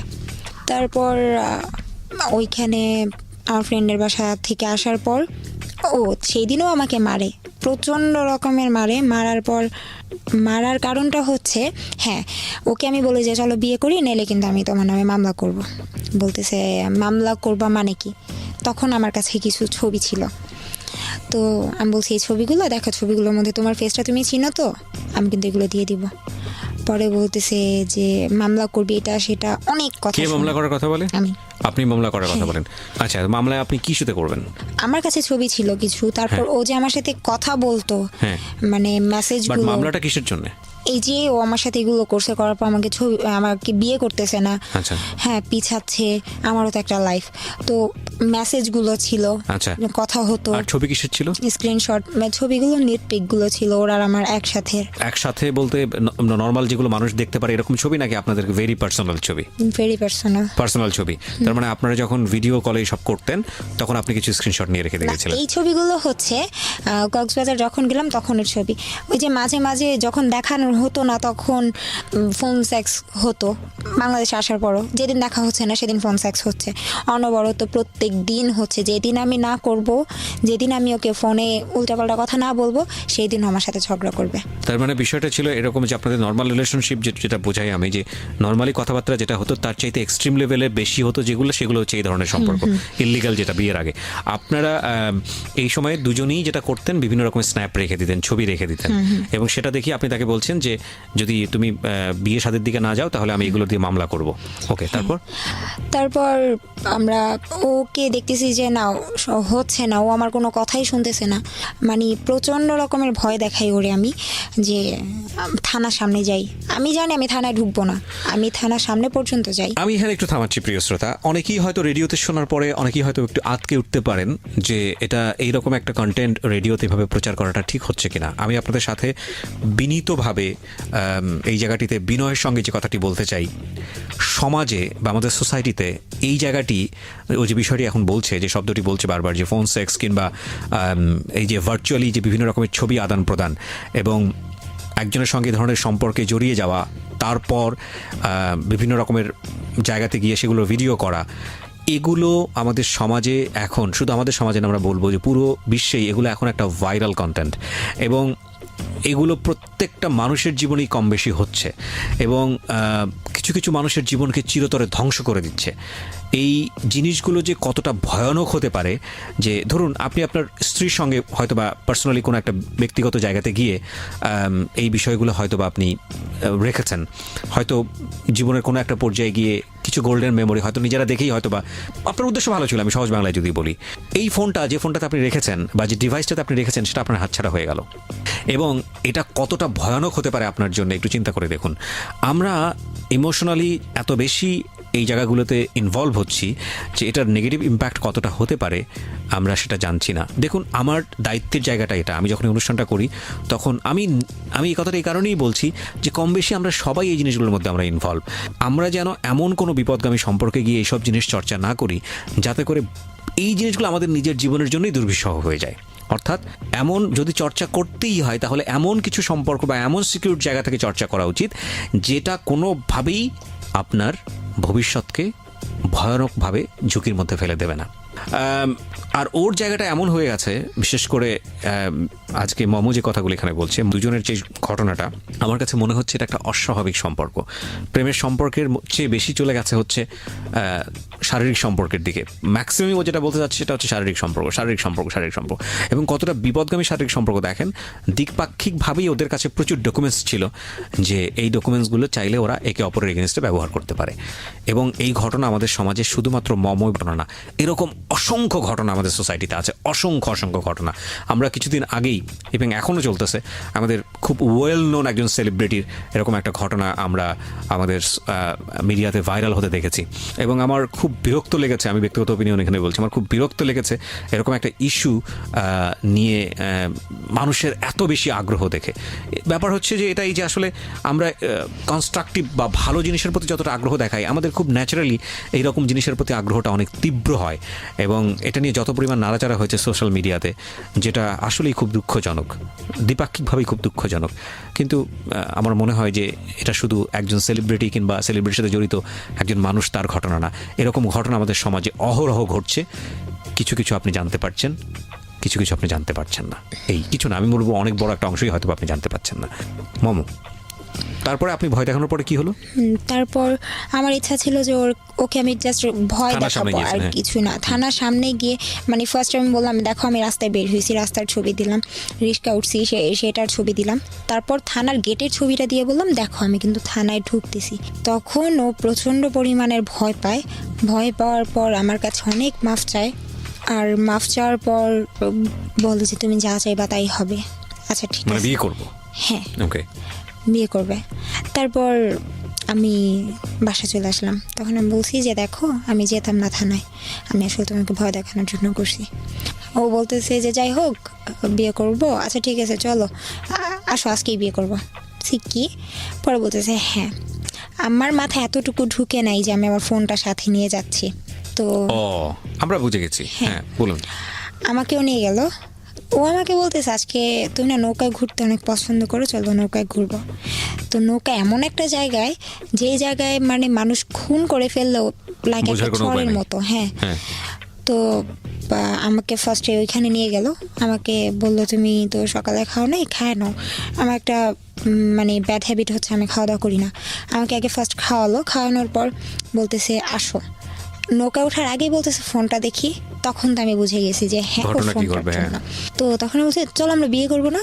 বলছে যে হ্যাঁ ফোনটা একটু দাও। বলছে না ফোন দেওয়া যাবে না, ফোন দিব না আমি। তো এইটা বলাতে আমাকে একটা থাপ্পড় দেয়, আমি পড়ে যাই। আমাকে মানে আমি বলতেছি আমি ফোন দিব না, তুই আমার ফোন ছাড়, আমার হাত ছাড়, আমি চলে যাবো, আমার বিয়ে করতে হবে না, ছাড়। ও আমাকে টানতে টানতে একটা নৌকার উপরে উঠায়। নৌকাওয়ালাকে বলে তাড়াতাড়ি নৌকাটা ছাড়েন। আমাকে টেনে হেসড়ে আমাকে নৌকা উঠায়। না না, উনি দেখেই বুঝতে পারছে। উনি বলতে যেভাবে বলছে নৌকাওয়ালা বুঝতে পারছে হয়তো বা টাকা বেশি দিবে। ওকে ওকে, নৌকাওয়ালা অভ্যস্ত, কারণ নৌকাতে সব ঘটনা ঘটে। ওকে, তো নৌকাটা পানির মাঝখানে নিয়ে গেল। তখন তো আমার ব্যাক করার কোনো ওয়ে নেই। তো ও আমাকে মানে ফোন চাচ্ছে আর প্রচণ্ড রকমভাবে মারতেছে। আমি দিচ্ছি না, ও আমাকে মারতেছে। মানে আমার এমন অবস্থা হয়েছে, আমি নৌকার মধ্যে আমি প্রায় সেন্সলেস হয়ে যাব অবস্থা। মানে কতগুলো থাপ্পড় দিছে আমার মনে নেই, কিন্তু মানে আমার অবস্থা খুব খারাপ হয়ে গেছে। তারপর ফোন দিলাম, ও মানে লক করা ছিল, পাটাম দেওয়া ছিল, ওইটা খুলতে পারতেছে না। তো আরও রাগ, আমি নিয়ে ফোন চাইছে, ফোন দিছি। এখন ওইটার জন্য আরও রাগ, আরও বেশি মার শুরু করছে। এখন আমি এক পর্যায়ে সহ্য করতে না পেরে ওর পায়ে ধরছি, প্লিজ আমার এইভাবে মাইরো না, আমি ফোনের লক খুলে দিচ্ছি, আমি আর সহ্য করতে পারতেছি না। তো পা ধরার পর বলতেছে তুই পা না ধরে তুই ফোন খোল। তারপর আমি মারতেছে আর বলতেছে। তো তারপর আমি মাফ টাফ চাইতেছি, দেখো তুমি আগে মারা বন্ধ করো, আমি দিচ্ছি। তারপর ফোনের লকটা খুলে দিলাম, ও সব কিছু ডিলিট করলো। সব কিছু ডিলিট করার পর ওর আমার ফোনের মধ্যে ওর জিমেল অ্যাড করলো, যেন আমি কি করি না করি সব যেন ও দেখতে পারে। তো যাই হোক, আমি জিমেল মানে হচ্ছে হলো গুগল ড্রাইভের লিঙ্কটা করে দেওয়া, তার মানে আপনি ছবিতে যা তা তুলবেন ওর পার্সোনাল ফোনে ড্রাইভে গিয়ে আসবে, সেভ হবে। হ্যাঁ, তারপর বলতো যে তখন সেই দিনও মানে যখন ডিলিট করলো ওর মন শান্তি হলো, তখন ওই অবস্থায় আমাকে আদর টাদর করে চলো চলো চলো থাক, আর কোনো দিন মারবো না, মাফ করে দাও বলে আবার সেই কফি শপে নিয়ে গেল। ওইখান থেকে আবার কফি শপে নৌকা থেকে গিয়ে আবার সে অকাম। তারপর ওইখান থেকে আমার তো অবস্থা অনেক খারাপ, আমার ফ্রেন্ডের বাসায় নিয়ে গেল। প্রিয় শ্রোতা, ওর দিকে আঙ্গুল তুলবেন না। আমি জানি যে অনেকেই কমেন্টস করছেন, আজে বাজে কথা বলছেন ওর দিকে। প্লিজ, একজন মানুষের দিকে আঙ্গুল তোলার আগে নিজের দিকে আঙ্গুলটা তোলেন। ও কিন্তু এখানে সেলিব্রিটি হতে আসে নাই। হ্যাঁ, ও আপনাদেরকে সচেতন করার জন্য আসছে। ওর জীবনে তো এসব ঘটেছে। এমন হতে পারে যে এর চেয়েও ভয়ানক ঘটনা নিয়ে আপনি হয়তো বা গল্পটা শুনছেন। সুতরাং ওকে জাজমেন্টে যায়েন না, আপনারা নিজেরা সতর্ক হন। এবং এমনও হতে পারে যে মেয়েটি আজকে শুনছেন তার ঘটনা হয়তো বা এর চেয়েও ভয়ানক রকমের, যাতে বিপদে না পড়েন সেজন্যই এটা প্রচার করা হচ্ছে। সুতরাং ওর দিকে আঙ্গুল তুলেন না, নিজেরা সতর্ক হন। ওকে ধন্যবাদ দেন যে ওর নিজের জীবনের এত বড় একটা ঝুঁকি নিয়ে হলেও আপনাদেরকে বলে আজকে লাখ লাখ মানুষের সামনে কালার হয়েও আপনাদেরকে সতর্ক করতে এসছে। জি বলুন, বাসায় গেলেন তারপরে? হ্যাঁ, ফ্রেন্ডের বাসায় গেলাম। তো আমার ফ্রেন্ড বলতেছে তোর কি হয়েছে যে ফেস এমন ফুলে আছে, চোখ টোকের এই অবস্থা কেন? পরে হাসতে হাসতে বলতেছে ওরা মারছি, আর আমার বয়ফ্রেন্ড বলতেছে ওরা মারছি। তারপর বললো যে যাক, তুমি উল্টাপাল্টা করছো, তুমি রাগ দেখাইছো, এই জন্য মার খাইছো, আগে ডিলিট করলে কি হইতো? আমি বলছি তোমার ইচ্ছাই ছিল এটা না, তুমি আমাকে আনবা, এগুলো ডিলিট করবা। তারপর গেল ওইখান থেকে। তারপর আবার বিয়ের ডেট দিল যে এই ডেটে বিয়ে করবো, আবারও করলো না। এরকম করতে করতে দিন যাচ্ছে আর ওর রাগ বাড়তেছে, কিছু হলেই গায়ে হাত তুলে। ইয়াবা তখনও নিচ্ছে? তখনও পর্যন্ত নিচ্ছে। আচ্ছা, তখন পর্যন্ত নিচ্ছে। ওকে শুধু ইয়াবাই নিত না অন্য ড্রাগও নিত? না, শুধু ইয়াবা।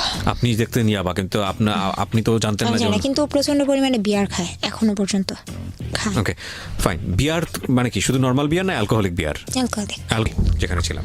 তারপর আমি গায়ে হাত তোলার বিষয় নিয়ে কথা গায়ে হাত তোলা শুরু করলো। তারপর হঠাৎ করে মানে এরকম বিয়ের ডেট পিছাচ্ছে। এর মধ্যে আমি একটা জিনিস বাদ রেখে আসছিলাম। আমি যখন দেশের বাইরে ছিলাম, ও আমার সাথে চ্যালেঞ্জ করছিল আর ওর একটা ফ্রেন্ডকে নিয়ে, যে তুই যদি ওকে মানে কনভিন্স করতে পারোস তাহলে তুই যা চাবি তাই পাবি। কাকে কনভিন্স করতে পারি? ওর একটা ফ্রেন্ড, ওর এই ফ্রেন্ডটা অনেক সুন্দর। ওর একটা ফ্রেন্ডকে কনভিন্স কিসের নিয়ে কনভিন্স? রিলেশনে জড়াতে পারি যদি মানে একটা আমি বিষয়টা বুঝিনি, মানে কে কাকে চ্যালেঞ্জ করেছে যে তুই আমার এই ফ্রেন্ডকে পটায় দেখা। আচ্ছা, যদি পড়াতে পারিস তাহলে যা চাবি তাই পাবি। আমি বলছি আমি কিছু চাই না, তুই আমাকে বিয়ে করবি। বলছে হ্যাঁ করবো। ওকে। তো ওই ছেলেকে আমি এক পর্যায়ে একেবারে স্বাভাবিক, একটা ছেলে যত ভালোই থাক, একটা মেয়ে যদি ইমোশনাল হয়ে বা ওর সাথে যদি কন্টিনিউ কথা বলে, ছেলেটা তার প্রতি এরকম করার ইচ্ছা কেন জানি না। কারণ ওর এই ফ্রেন্ডটা নাকি অনেক মানে মুড দেখায়, কথা মানে কোনো মেয়ের সাথে কথা বলে না। তারপর আমি বলছি কোনো মেয়ের সাথে কথা বলে না। আচ্ছা ঠিক আছে, এটা আপনাকে বলেছে? আপনারা এই বিষয়গুলো একটু খেয়াল করবেন প্রিয় শ্রোতা, কারণ উদ্দেশ্যটা কি সেটা কিন্তু আমরা এখন পর্যন্ত জানি না। সামনের দিকে গেলে বিষয়টা আমরা ক্লিয়ার হব। ওকে, এবং এই উদ্দেশ্যটা হয়তো বা অন্য কোনো কিছু হতে পারে, যেটা ওকে বলেছে সেটা নাও হতে পারে। একটু সামনের দিকে গেলে হয়তো বা সেটা পরিষ্কার হবে। আচ্ছা, তো আপনি কি করেছিলেন সে কথা শোনার পরে? ওই ফ্রেন্ডের সঙ্গে ছেলের সাথে কথা বলা শুরু, কথা বললে তো একটা ছেলে পড়ে যাবে, বিষয়টা এরকম না। একটা না মানে কথা বলতে থাকি, ছেলে আমাকে জিজ্ঞেস করে তুমি রিলেশন আছে? আমি বলছি না, আমার কোনো রিলেশন নাই, আমি একা একা থাকি। মানে আমার দুর্বলতাগুলো দেখাতাম, আমি একা একা থাকি। ওই ছেলের সঙ্গে আপনার কি ধরনের কনভারসেশন হতো? আমি কি ধরনের বলতে বোঝাচ্ছেন আপনি যেটা করেছেন? বয়ফ্রেন্ডের চাইতে কম, ফ্রেন্ডের চাইতে বেশি। এই ছেলের সাথে তো জাস্ট এমনিতেই কথা বলতাম, ইমোশনালি ব্ল্যাকমেল করা যেটা আর কি। আচ্ছা, ওই ছেলেকে কোন ধরনের স্ন্যাপ পাঠানো, কোনো ধরনের স্ন্যাপ পাঠানো, এগুলোর মধ্যে গেছেন কি? না এরকম কিছু না। ফ্রেন্ড একসময় পড়ে গেল আপনার প্রতি? হ্যাঁ, তারপর? হ্যাঁ, পটে গেল বলতে ছেলে কিন্তু প্রপোজও করে নাই, দুর্বল হয়ে গেছে আপনার প্রতি। মানে এমনিতে কথা চলতেছে, মানে আমি বুঝতেছিলাম হ্যাঁ এই ছেলেটা প্রপোজ করতে পারে, করবে। তার মধ্যে আমি দেখতেছি যে পাপ্পুর মন মেজাজ অন্যরকম। তখন আমি ছেলেটাকে সব সত্যি বলে দিলাম যে আসলে দেখো ভাইয়া, আসলে আমাকে তোমার ফ্রেন্ড আমাকে বলছিল, আমি চাই না, আমি পারি না এগুলা, আমি তোমারে হার্ট করতে পারবো না। এই ঘটনাটা আপনি এখন কেন বলতেছেন? মানে এটা দ্বারা কি বলতেছি আমি। তো তারপর ওই যে কেন আমি ওর সাথে কথা বললাম এইটা ওর মাথায় ছিল। হ্যাঁ, এখন আমি যখন ওই যে দেশের বাইরে থেকে যখন আসলাম তখন একদিন ওর ফ্রেন্ডদের সাথে আমাকে পরিচয় করায় দিতেছে, ফ্রেন্ডের সাথে রাস্তায় দেখা হয়েছে। তো এই ফ্রেন্ডের সাথে দেখা হয়, যেই ফ্রেন্ডের সাথে আমি ফোনে কথা বলছি, তো এই ফ্রেন্ডের সাথে দেখা হয় সেদিন। ওই ফ্রেন্ডের নাকি বার্থডে ছিল, তো আমি জাস্ট বলছি ভাইয়া হ্যাপি বার্থডে টু ইউ। এটা আমি কেন বললাম, মানে এই ছেলের সাথে আমার ফোনে আগে কথা হয়েছিল, এই ছেলের সাথে আমি কেন কথা বলবো, এইটা বলছি এই জন্য, এই কথাটা বলার জন্য ও আমাকে যে কি করলো, সবার সামনে অপমান করলো, সবার সামনে, ওই ছেলের সামনেই? সবার সামনে। ছেলেদের সাথে কথা না বললে তোর ভাল লাগে না, এইটা সেটা। আমি খারাপ কি করলাম? ক্রেজি ছিল, এবং এটা খুব স্বাভাবিক যে ওদের যে ধরনের ড্রাগ নিত এবং যেভাবে ওর লাইফস্টাইল ছিল সেখানে হয়তো এই বিষয়গুলো খুব স্বাভাবিক। একজন ড্রাগ অ্যাডিক্ট মানুষের সঙ্গে আসলে তার কাছ থেকে খুব নর্মাল আচরণ আশা করাটা খুব অপ্রত্যাশিত। তবে এটাও ঠিক যে ড্রাগ না নিয়েও মানুষ অনেক সময় খুব অ্যাবনর্মাল অ্যাটিটিউড করে, সেটার পেছনে অবশ্য অনেক কারণ থাকে। যাই হোক, তারপর মানে আমি কান্না করতে করতে এখান থেকে সরে আসছি, কারণ ওই অপমানগুলো নিতে পারতেছিলাম না এতগুলো ছেলের সামনে। তারপর এরকম কিছুদিন পর পর মার চলতে থাকে, মারামারি। তো ওই দিনও মারে, যে ফ্রেন্ডের সাথে দেখা হলো ওই দিন প্রচণ্ড মারে। তারপর হঠাৎ করে একদিন বলতেছে যে ও আমি এর মধ্যে আমার ভুলগুলো আমি বলে দিই, নিলে ও যদি কোনো দিন এটা শুনে তাহলে ও বলবে যে ওর ব্যাপারেই শুধু বলে গেছে, আমার ব্যাপারে বলিনি। আমার দোষগুলো হচ্ছে এটাই যে আমি যখন ও আমাকে মারতো বা ও আমার সাথে এরকম খারাপ ব্যবহার করতো, আমি সহ্য করতে না পেলে আমি চাইতাম ওর থেকে সরে যেতে। তো সরে যাওয়ার জন্য আমি অন্য কারোর সাথে রিলেশনে জড়াতে চেতাম, যে আমি যাই ওর সাথে, অন্য সন্ন্যের সাথে সেটা রিলেশন আপনার জায়গা থেকে খুব স্বাভাবিক না, কারণ আপনি তো আপনার বাবা মাকে এরকম দেখেছেন, গায়ে হাত তুলছে, মারামারি করছে। হ্যাঁ, এবং আমিও খুব অবাক হচ্ছি যে এই সেম জিনিসটা দেখার পরে আপনি বিয়ের আগে সেম একই জিনিস পাচ্ছেন, তারপর এই ছেলেটাকে আপনি কেন বিয়ে করতে চাইবেন? আপনার তো একবার হওয়ার পরই এখান থেকে সরে আসার কথা। হ্যাঁ, তারপর হচ্ছে কারণ আমি ওকে অনেক লাভ করে ফেলছি। তারপর মানে আমার ভুলগুলো হচ্ছে যে আমি অন্য ছেলেদের সাথে কথা বলতাম, ওর ওই যে ওর জিমেলটা অ্যাড করা ছিল, ও দেখতো, ও আমার ফোনের কল লিস্ট ওর ওইখানে যেত, তো যার যার নাম্বার পেতো সবাইকে ফোন দিয়ে বলতো যে মম আমার গার্লফ্রেন্ড, আর সবাইকে আমার ছবিগুলো দিয়ে দিত, নিউড পিকগুলো দিত, যে দেখেন ওর সাথে আমার এত কিছু হয়েছে। নিউড পিকগুলো দিত সবাইকে? হ্যাঁ, সবাইকে বলতে যার সাথে আমি একটু মানে রিলেশনে যেতে চাচ্ছি, মানে কোনো ফ্রেন্ডলি রিলেশন নেই, আমি চাচ্ছি ওর সাথে রিলেশনে জড়ায় যাব, আমি আমার এই বয়ফ্রেন্ডের থেকে সরে যাব, এটা চেষ্টা করলেই ওই কাজটা করতো। তো তখন মানে তখন আর আমি কারোর সাথে কথা বলতাম না, তখন আমার তো মুখই থাকতো না ওই ছেলের সাথে কথা বলার, আর কি কথা বলবো। তারপর একটা পর্যায়ে গিয়ে আমি একটা জব নেই ওয়ারিতে, তো একটা ভালো একটা শপে জব নেই। ওইখানে আমার মানে যেই ম্যানেজার ছিল একটা মেয়ে, আমার ভালো ফ্রেন্ড ছিল, আমার সাথে ঝগড়া হয়ে ও আমার এই ফ্রেন্ডকে এই ছবিগুলো দিয়ে দেয়, আমার এই ছবি। আমার ফ্রেন্ড, আমি মানে প্রচণ্ড রকমের কান্না করে বলতেছে দেখ দেখ এটা তুই, কত জঘন্য দেখতে তুই, মানে এই কথাগুলো আমাকে বলে আমার ফ্রেন্ড। তো বলতেছে তোর এইভাবে কথাগুলো বলার কারণ হয়েছে এটাই, যেন তুই ভুল কেন করলি, তুই এটা কেন করলি। তো তখন আমি ওরে বলছিলাম আচ্ছা তুমি যে কাজটা করছো, একটা মেয়ে আর একটা মেয়ের সুখ কখনো দেখতে পারে না, আজকে না হোক কালকে যদি ওর সাথে আমার ঝগড়া হয় আর ওর যদি এটা দিয়ে আমার সাথে ব্ল্যাকমেল করে, ঠিক তার কিছুদিন পরে মেয়ের সাথে আমার ঝগড়া হয়েছে, ওই মেয়েটা আমাকে বলতেছে তোর এগুলো আছে, তোর কি মনে আছে? আমার কাছে কিন্তু আছে, আমি এগুলো দিয়ে কিন্তু তোর অনেক ক্ষতি করতে পারি। আমার আর কিচ্ছু বলার ছিল না, আমি মাথা নত করে ওইখান থেকে চাকরি ছেড়ে চলে আসছি। তো একটা ছেলের সাথে আমি রিলেশন করতে চাই, এরকম ওর থেকে আমি সরে যাব। তো একদিন আমার মনে আছে, সত্যি কথা, আমি ওই ছেলের সাথে রিস্কায় বসছিলাম, হাত ধরেই বসেছিলাম। রিস্কায় বসছিলাম বলতে আমি রিস্কা উঠতে পারি না, এখনও পর্যন্ত পারি না, আমার ভয় লাগে। তো আমি ছেলেটা হাত ধরে বসছিলাম, এটা ওকে আমি সত্যিটাই বলছি যে হ্যাঁ। তো এইটা জানার পর ওই ছেলেটাকেও আমার নিউড পিক দেওয়ার পর ওই ছেলে আমার এলাকায় এসে আমাকে থ্রেট দিয়ে যায় যে এই তুই কারে বিলিভ করছস, কোন ছেলের সাথে রিলেশন করছস, আজকে আমি যদি চাই তাহলে তোর এমন অবস্থা করবো, তোর প্রস্টিটিউশন করা ছাড়ার কোনো উপায় থাকবে না। এই ছেলেটা এইভাবে আমাকে গালাগালি করে যায়, তুই খারাপ, এটা সেটা এগুলো বলে।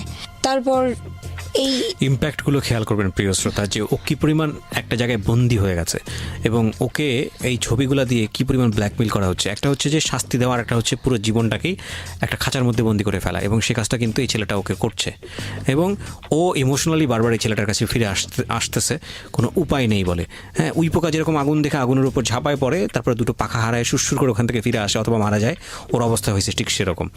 বলেন তারপর ওর থেকেও সরে গেলাম।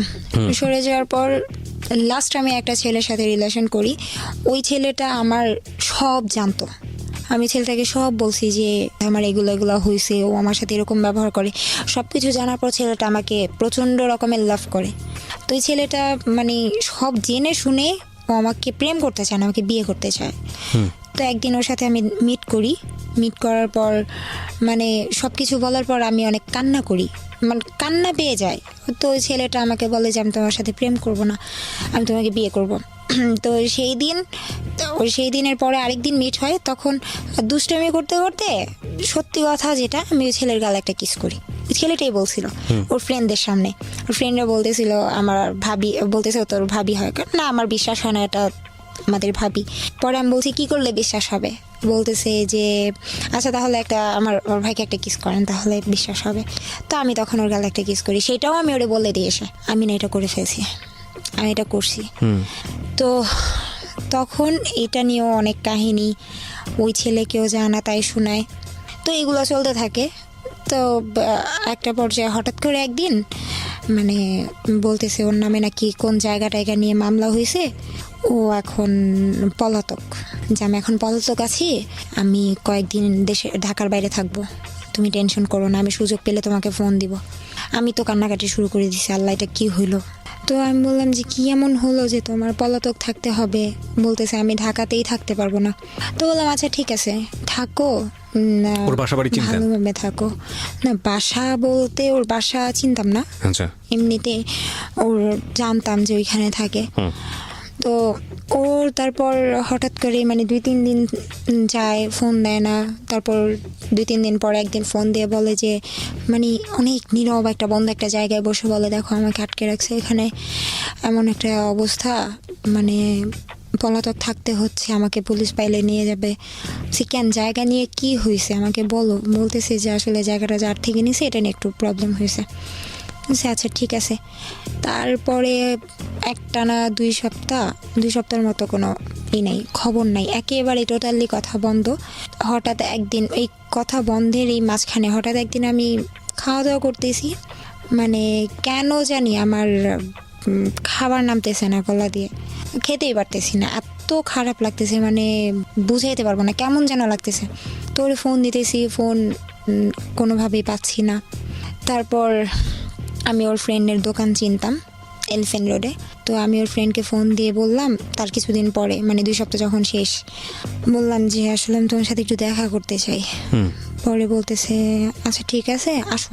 আমি ওর দোকানে গেলাম, বললাম যে তুমি একটু ওরে ফোন দিয়ে আসতে বলো, আমি আসছি, তুমি বইলো না। পরে বলতেছে আসতে বললে এখন তো পারবো না, আমার দোকান বন্ধ হলে তারপর আসতে বলবো, তুমি বসো। তো দোকান বন্ধ হতে তখনও 4-5 ঘন্টা বাকি, আমি একটানা 4-5 ঘন্টা বসে আছি ওইখানে। পাশে আবার ওর আরেক ফ্রেন্ডের দোকান ছিল, তো ও পাপ্পুকে ফোন দিয়ে বলতেছে যে তুই মানে ওই ফ্রেন্ডের দোকানে আয়। কোথায় দোকানগুলো? আমি আসতেছি এলিফ্যান্ট রোডে। কিসের দোকান? কম্পিউটারের। আচ্ছা, মানে আলটিমেটলি হচ্ছে ওদের ফ্রেন্ডদের হচ্ছে কম্পিউটারের দোকান ছিল। তো এখানে বসে আছি, এখন ও বলতেছে যে অনেক দিন যাবত কথা হয় না, এখন ও বলতেছে যে পাপু একটু তুই আয়, দোকানে আয়, তোর সাথে দরকার আছে। তো অন্য একটা ফ্রেন্ডের দোকানে ও আসছে শুনলাম। তো এখন আমি এই ফ্রেন্ড যার কাছে আমি আসলাম, আমি তারে বলতেছি যে ও আসছে, বলতেছে চলো তুমি। তো আমাকে নিয়ে গেল। আমি মানে এতদিন যাবত যে কথা হচ্ছে না বা ঝগড়া হয়েছে, আমি সব কিছু ভুলে গিয়ে আমি দৌড় দিয়ে ওর সামনে যে বলতেছি তুমি আসছো। পরে আসছো বলে 2টা হাত আমি ধরছি। হাতটা ধরার পর আমি মানে দেখি যে ও 2 হাত ভর্তি মেহেদি দেওয়া। তো তখন আমি মানে কেন জানি নিজের মন থেকে হঠাৎ করে মুখ দিয়ে বলে ফেলছি তুমি বিয়ে করছো। বলতে চাই নাই, কেন যেন বের হয়ে গেছে মুখ থেকে। অন্য কথাও তো বলতে পারতাম, বা বিয়ে ছাড়া কি মানুষ মেহেদি দেয় না, দিতেই পারে। আমার মুখ থেকে ওইটাই বেরিয়েছে। বলতেছে আরে বোকা, আমি তো আমার কাজিনদের বাসায় ছিলাম, আর কাজিনরা সবাই মেহেদি টেহেদি দিছে, এতদিন পর গেছি, আমাকেও জোর করে দিয়ে দিছে। আচ্ছা ভালো কথা দিছে। বলতেছে দেখো মেহেদি দিছি, তোমার নাম লেখা আছে হাতে। দেখলাম হ্যাঁ সত্যি আমার নাম দেয়াই আছে। তারপর অনেক খুশি হইলাম যে যাক শেষ পর্যন্ত মিল টিল হলো। হঠাৎ করে একদিন মানে ওর সাথে দেখা হয়েছে টিএসিতে। দেখে ওর হাতে একটা আংটি পরানো ছিল। বলছি তুমি তো আংটি পরো না, গোল্ডের, তাও আবার কিসের এটা? পরে বলতেছে না দুলাভাইয়ের আংটি এটা আমি একটু পরে আসছি, মানে আমার মা তো সব স্বর্ণের জিনিসগুলো নামেছে, তো এটা একটু দেখলাম, দেখার পর আমি পড়ছি। আচ্ছা আচ্ছা ঠিক আছে, সব কিছুই ঠিক আছে, কিন্তু আমার মন বলতেছিল ও বিয়ে করে ফেলছে। তারপর ও আমাকে বলে না, তো হঠাৎ করেই ও টিএসসিতে আমরা বসছি, বসার পর আমি কেন যেন বলছি দেখো তো কয়টা বাজে, ওর ফোনটা বের করছে, বের করে জাস্ট ওই লক বাটনে চাপ দিছে দেখার জন্য কয়টা বাজে। তা আমি না কি দেখলাম, আমার মনে হলো যে ওর ফোনের মধ্যে ওয়ালপেপারে ছবি দেওয়া, সেটা হচ্ছে বিয়ের ছবি। দেখার পর মানে আমি ফোনটা একটু দেখি, ও দিবে না। আমি তো অনেক জোরাজোরি করে ফোনটা হাতে নিলাম, নেওয়ার পরে দেখতেছি যে ওর বিয়ের ছবি। তারপর ফোনটা, বিয়ের ছবি বলতে ও বিয়ে করছে, হ্যাঁ সেটা কি ছবিতে কি ছিল? ও আর ওর ওয়াইফ। ওর ওয়াইফের ছবি, মানে একদম বিয়ের সাজগোজ সহ। ওকে, আমরা একটা বিরতি নেব প্রিয় শ্রোতা, যা হবার সেটা তো হলোই না। এবং এটা আপনারা হয়তো বা গেসই করেছিলেন যে ঠিক আছে, এখন পর্যন্ত তো যেটাই ভেবেছিলাম সেটাই হবে, মেয়েটার কপালে তো এটাই আছে। কিন্তু আসলে কি তাই? ভাবনার সাথে জীবনের যে ঘটনাগুলো ঘটে সেটার আসলে মিল খুব কমই থাকে। ছোট্ট একটা বিরতির পর রাত একটায় যখন ফিরবো তখন বুঝবেন যে ভাবনাটা আসলে কোথায় গিয়ে দাঁড়িয়েছে। আমরা শুনছি সিক্রেটস, আর যে কিবরিয়া আপনার সঙ্গে রয়েছে আমি, এবং শুনছেন ঢাকা FM 90.4। আমাদের এই ইউটিউব ভার্সন যেটা আমাদের ইউটিউবে আপলোড করা হয়েছে, আপনারা চাইলে ওখান থেকে পুরো গল্পটা শুনতে পারবেন এই মুহূর্তে। আমাদের ইউটিউবের ঠিকানা www.youtube.com/dfm904। আমি আবারও বলছি youtube.com/dfm904। এখানে আজকে যে ভদ্রমহিলা এখানে আমার বসে কনফারেন্স করছেন তার একটা ছবিও আছে, আপনারা চাইলে ওখানে গিয়ে দেখতে পারেন কে এই মোমো। ছোট্ট একটা বিরতির পর ফিরে আসছি। Secrets to my secrets। কথা বলার মতো। তারপর মানে ওই মুহূর্তে কি করতেছিলেন আপনি? ওই মুহূর্তে তো আমি দাঁড়ায় ছিলাম, হঠাৎ করে দেখার পর মানে আমার অবস্থা এমন হয়েছে যে কথা বলার মতো ভাষা ছিল না, আমি সেন্সলেস হয়ে গেছি। তারপরও আমাকে নিয়ে ঢাকা মেডিকেল ইমার্জেন্সিতে নিয়ে যায়। ডাক্তার বারবার বলতেছিল যে কে হয় নাকি, হ্যাঁ যে মেয়েটার কি হয়েছে, ওর হার্টবিট এত বেড়ে গেছে, কেন ওর কি হয়েছে। অবাক হয়েছি তখন আমি, ওদের কাছে বলতেছিল যে এই মেয়েটার বয়ফ্রেন্ড বিয়ে করে ফেলছে, আমি ওর ফ্রেন্ড ফি, মানে এই কথাটা ও ডাক্তারকে বলে। আর আমার কানের কাছে এসে বলে যে তুই যদি এদিকে বলস যে আমি তোর বয়ফ্রেন্ড হই তাহলে আজকে সব শেষ। এত কিছুর পরেও সেই ধরনের কথা বলতেছে? আচ্ছা, এবং আপনি সেটা শুনতেছেন, তারপর আপনি কি করলেন? চুপচাপ? আমি তো তখন স্যালাইন চলতেছে, তখন ডাক্তার আসলো, আসার পর বলতেছে যে বিয়ে করে ফেলছে, হ্যাঁ তুমি কোন অংশে কম আছো, যে তোমার হারাইছে ও তোমার হারাইছে, তুমি কাউরে হারাও নাই, এরকম আমি সান্ত্বনা দিচ্ছে। তো ওর ফ্রেন্ডরা আসলো, মানে আমি বারবার ওর দিকে তাকাচ্ছি আর মানে কেমন যেন একটা ফিলিংস হচ্ছে, আর আমি অনেক কান্না করতেছিলাম। ডাক্তার বলছে তুমি যদি এইভাবে কান্না করো তাহলে তো তুমি এই বয়সে হার্ট অ্যাটাক করবা। তারপর এখান থেকে বাসায় যাই, বাসায় যাওয়ার পর মানে এরকম আবার ও আমাকে বোঝায় যে আমরা বিয়ে করব, যে এটা আমার মানে পরে শুনতে পারি যে ওর হাতে যে নামটা লেখা ছিল সেটা আসলে আমার যেই নাম, ওর নামে নাম ওর বউয়ের একই নাম। আমিও গেস করছিলাম আর কি। হ্যাঁ, আর ওর বউটা হচ্ছে ওর আপন মামাতো বোন। আর সবচেয়ে বড় কথা, ওর কাছে যে আমি সবকিছু শেয়ার করতাম আমার ফ্যামিলির, ও এইগুলো আমাকে অনেক খোঁটা দিত, তোর বাবা এটা, তোর মা এটা, মানে আমাকে এগুলো সম্পর্কের যখন খুব তিক্ত জিনিসগুলো চলে আসে তখন এগুলো নিয়ে মানুষ খোঁটা দেয়। হ্যাঁ, মানে তখন বলতাম যে তখন আমি বলছিলাম আমার শ্বশুর কি করে, তো শ্বশুর ওই জায়গার অনেক নামি দামি একটা লোক, তখন বলছে হয়তো এই জন্যই তুমি আমার বিয়ে করো নাই। তো ও এসব বলতো। আর তারপর ওর ইউ ক্যান ক্রাই, আপনি আরামসে, আপনি যদি কাঁদতে চান কাঁদতে পারেন, কোনো সমস্যা নাই, রিল্যাক্স। তারপর ও বলতো যে তোর মতো ফকিন্নিকে আমি কেন বিয়ে করবো, তোর মতো ফকিন্নিকে আমি কেন বিয়ে করব, তোর বাবা 2 বিয়ে করছে, এটা সেটা। বিয়ের পরে বলতো? হ্যাঁ। তারপর বুঝাইতো যে আমি ওরে ছেড়ে দিব, আমি ওরে চাই না, আমার বাবা মা জোর করে আমাকে বিয়ে দিছে। বলতেছে যেন সব কিছু হঠাৎ করে হয়ে গেছে, জোর করে বিয়ে দিছে, আমি বিয়েটা করতে চাই নাই। তারপর বলতেছে আচ্ছা ঠিক আছে, তোমার সাথে তোর যা হওয়ার হয়েই গেছে। বলতেছে বিশ্বাস করে ওর সাথে আমার ফিজিক্যাল হয়নি। আমি বলছি বিয়ে করছে ফিজিক্যাল হয়নি। বলতেছে না, কাবিন হয়েছে ওর বাসায়, আমি আমার বাসায়। আমি বলছি আচ্ছা ঠিক আছে। তো এরকম হঠাৎ করে একদিন ওর ফোনে আমি দেখলাম যে ওর বউর রুমে বসা, মানে বাসর রাতের ছবি যেটা বিয়েতে তোলা হয়। আপনার সাথে তার মানে রেগুলারও মিশতো, বিয়ের পরেও মিশতো? হ্যাঁ। ওকে। তারপর ওই ছবিটা দেখার পর আমার ওই দিন অনেক অবস্থা খারাপ হয়ে যায়। মানে যখন এগুলো দেখি তখনই তো আমার প্রায় অনেক খারাপ অবস্থা হয়ে যায়।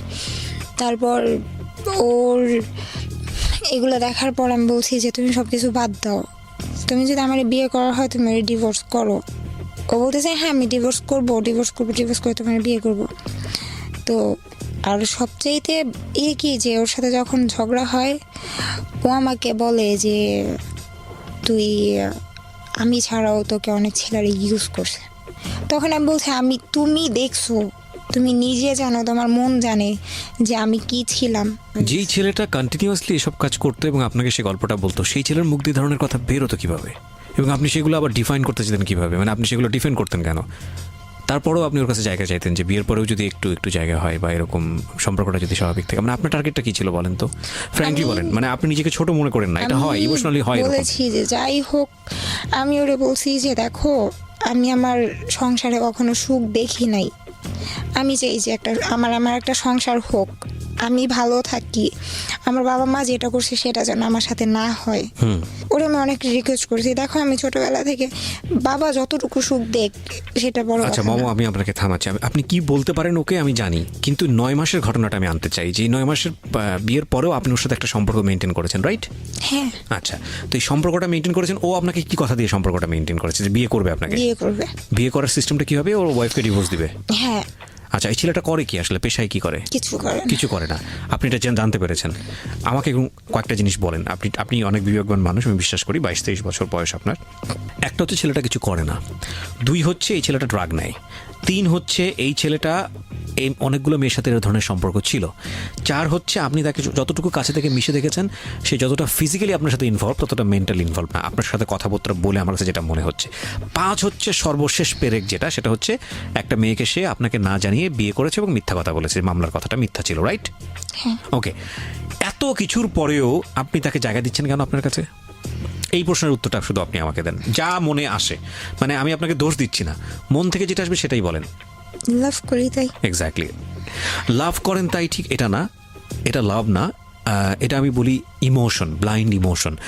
লাভ করেও মানুষ যুগের পর যুগ সেই মানুষটার কাছ থেকে দূরে থাকতে পারে, এটাও লাভ, কিন্তু এটা একটা ইমোশন এবং এটা খুব মারাত্মক রকমের ভুল একটা ইমোশন। আমরা যখন এই ইমোশনের মধ্যে থাকি আমরা বুঝি না যেটা ভুল, এটাই হচ্ছে সবচেয়ে বড় কথা, এবং এটা মেয়েদের সাইড থেকে খুব বেশি হয়। আমি আজকে ফ্র্যাঙ্কলি কথাটা বলতে পারি, কারণ তারা খুব বেশি আবেগপ্রবণ হয়। এবং একটা কথা আছে না যে আমার এক বন্ধু বলেছিল এক সময় যে একটা মেয়েকে যদি তুমি খুব সুন্দর করে যদি ডিরেক্টলি প্রপোজ করো, I want to make something special time with you, মেয়েটা হয়তো তোমার গালে ঠাস করে একটা চড় লাগিয়ে দেবে। কিন্তু তুমি যদি খুব সুন্দর করে 5টা কবিতা নিয়ে গিয়ে তাকে যদি লিখিয়ে বলো যে আমি আসলে এই ধরনের একটা সময় চাচ্ছি তোমার কাছ থেকে, সে তোমাকে সময়টা দিবে, because naturally they are like this.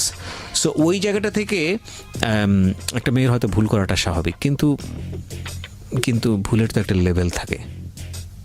আমরা মমর দিকে আঙ্গুল তুলতে যাই না, এরকম ভুল হয়, অনেক মানুষেরই হয়। আপনি এখনো কি তাকে লাভ করেন? মানে তাকে নিয়ে আপনি এখনো ঘর বাঁধার স্বপ্ন দেখেন?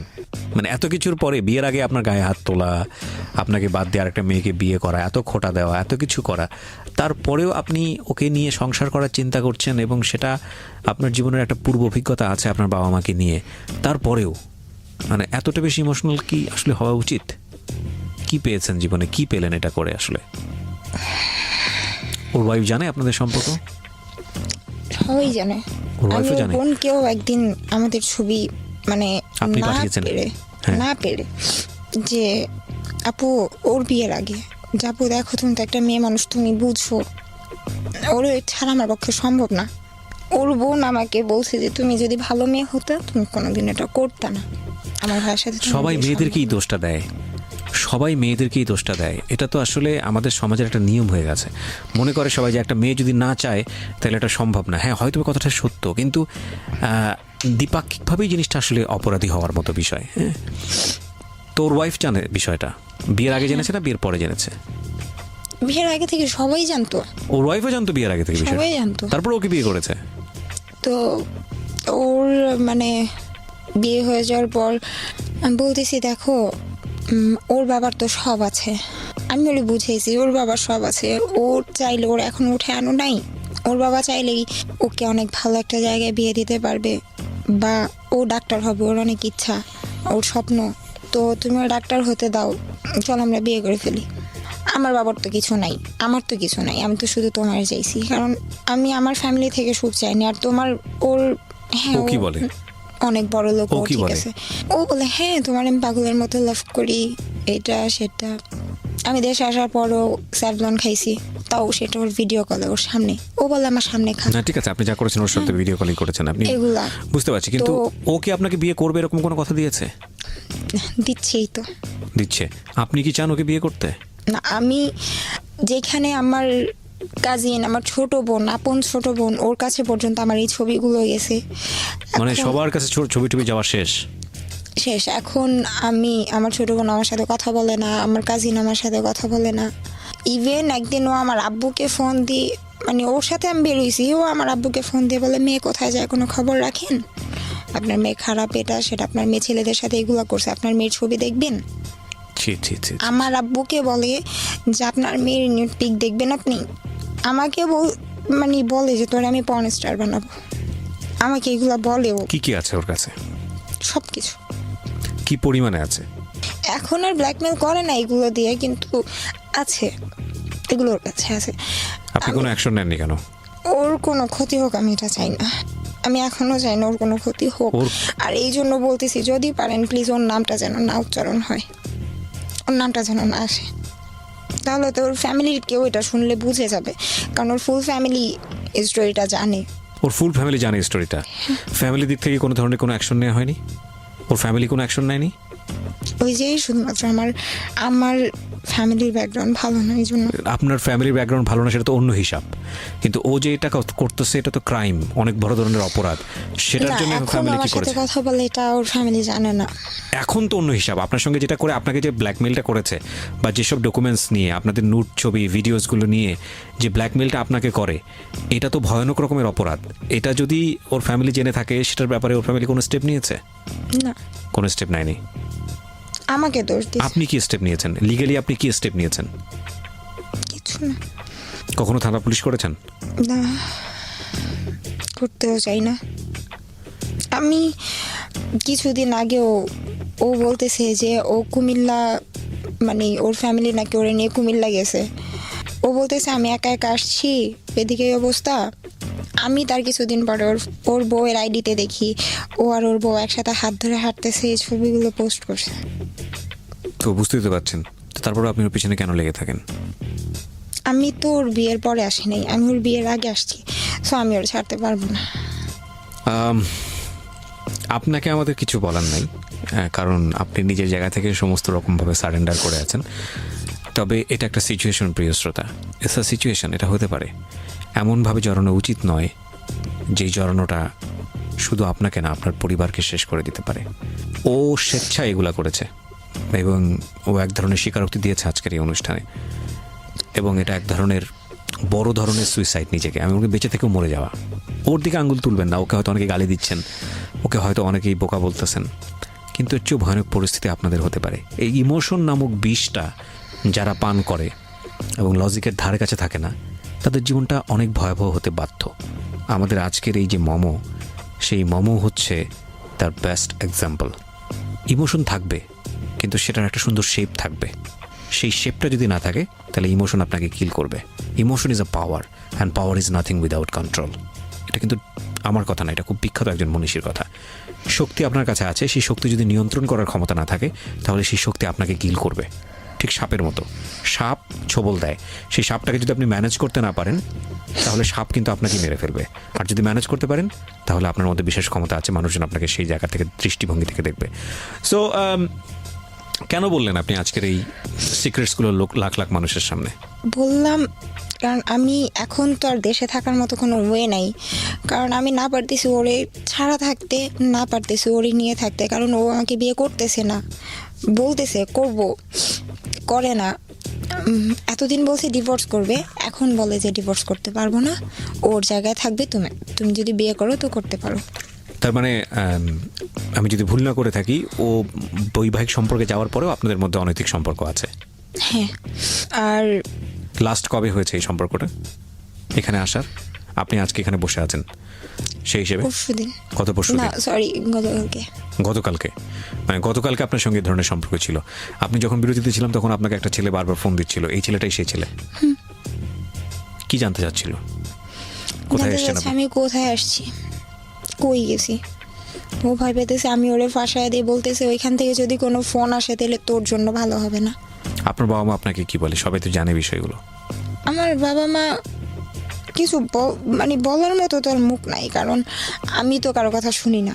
এক্স্যাক্টলি, আপনি যে পরিমাণ ক্রেজি তা তো কেউ। আমি ওরে আমি বলছি যে দেখো আমি তোমার এতটাই লাভ করি, যেটা সত্যি কথা, আমি সবার সামনে বলতেছি যে আমার আল্লাহ আর আমার নবীজির পরে যদি আমি কাউরে লাভ করে থাকি সেটা হচ্ছে ওরে লাভ করি। আর ওর জন্য যদি আরও কিছু করতে হয়, আর ও যদি কোনো দিন আরও 2-4টা বিয়েও করে, আর যদি বেবিও হয়ে যায়, তারপরেও যদি বলে যে মামা আমি সব কিছু ছেড়ে দিছি, আমি তোমারে চাই, আমি তারপর ওরে বিয়ে করব। আর এখন আমার বাইরে যাওয়ার কারণ হচ্ছে থাকতে পারতেছি না দেশে, 2 দিন পর পর এগুলো দেখতে পারতেছি না, সহ্য করতে পারতেছি না। দূরে গেলে হয়তো বা অন্য কিছু নিয়ে ব্যস্ত থাকবো, ও থাকুক ওর মতো। এই শেষ জায়গাটা থেকে আমি কয়েকটা লাইন যোগ করে দিই আজকের এই অনুষ্ঠানে। ও যে ইমোশনের মধ্যে আছে, আমি আপনাকে লিখে দিচ্ছি, ও ইমোশনের মধ্যে থাকবে না, ডেফিনেটলি থাকবে না। ও একটা ঘোরের মধ্যে আছে। ও যেটা বললো না, অনেক কিছু নিয়ে ব্যস্ত হয়ে যাব, ওর বয়স মাত্র 22। ও যদি ব্যস্ত হতে পারে, ও যদি একটা ভালো সময় পাস করতে পারে, ও যদি এমন কোনো কিছু নিয়ে ব্যস্ত হতে পারে যেটার প্রতি ওর আগ্রহ আছে, তাহলে এই ছেলেটাকে ও ভুলে যাবে এক সময়। কিন্তু যেই জিনিসটা ওর মধ্যে থেকে যাবে, যেই ভয়াবহ জিনিসটা ওকে হয়তোবা একটা সুস্থ জীবনে কখনোই ফিরতে দেবে না, সেটা হচ্ছে এদের সময়কালীন যে ডকুমেন্টসগুলো। এবং এই ডকুমেন্টসগুলো একটা সময় হয়তোবা ও এই ছেলেটাকে শুধু ঘেরেনাই করবে, শুধু হেটই করবে, কিন্তু এই ডকুমেন্টসগুলো পুরো জীবনটাকে শেষ করে দিতে পারে। এখানে একটা কথা আপনাদের সবার জন্যে, ছেলে মেয়ে নির্বিশেষে, যদি কোনো অন্তরঙ্গ সম্পর্কে গিয়ে আপনারা এই ধরনের কোনো স্ন্যাপস বা ভিডিওস করেন এবং করার পরে যদি এক পক্ষ এটাকে ব্ল্যাকমেইল করে, তাহলে অপর পক্ষের ভয় পাওয়ার কোনো কারণ নেই।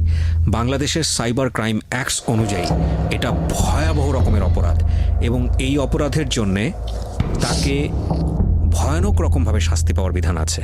এবং এই ধরনের যেই মামলা হয়, 57(2) ধারার যে মামলা, হ্যাঁ, আইসিটি অ্যাক্টের মামলা, সেখানে সরকার নিজে বাদী হয়, সরকারবাদী কেস হয়ে যায়। সুতরাং বুঝতেই পাচ্ছেন, যদি, এবং পর্নোগ্রাফি অ্যাক্টে আইন আছে, এগুলো নতুন করা হয়েছে, সরকার এসব ব্যাপারে খুবই সচেতন। আমি বিশেষ করে মেয়েদেরকে সচেতন করার জন্য বলছি, যদি কোনো কারণে বয়ফ্রেন্ড কেন্দ্রিক হোক বা অন্য কোনো বিপদগামী সম্পর্কের মধ্যে গিয়ে যদি কেউ আপনাদেরকে এ ধরনের ব্ল্যাকমেইল করে, নিকটস্থ থানায় যাবেন, থানায় গিয়ে তার নামে জিডি করবেন, প্রয়োজনে পূর্ণ ডকুমেন্টস দিয়ে তার এগেনস্টে মামলা করবেন। এবং শুধু সে না, তার সঙ্গে কারা কারা এইসবে ইন্ধন দিয়েছে, কিভাবে ইন্ধন দিচ্ছে, তার ফ্যামিলি যদি জানা থাকে, তাহলে পুরো বিষয়টা আপনি সেখানে উল্লেখ করবেন। সরকার আপনার পাশে আছে। এছাড়াও নারী নির্যাতনে যত ধরনের সহযোগিতার প্রয়োজন, সেটার জন্য বিশেষ ফোন নম্বরও দেওয়া আছে। এবং নিজের জীবনের প্রতি অন্যায় করবেন না, যে অন্যায়টা এই মেয়েটা করছে। এর মধ্যে ন্যূনতম বোধ আছে, যে কারণে ও আজকের এই অনুষ্ঠানে এসছে সবাইকে সচেতন করার জন্য।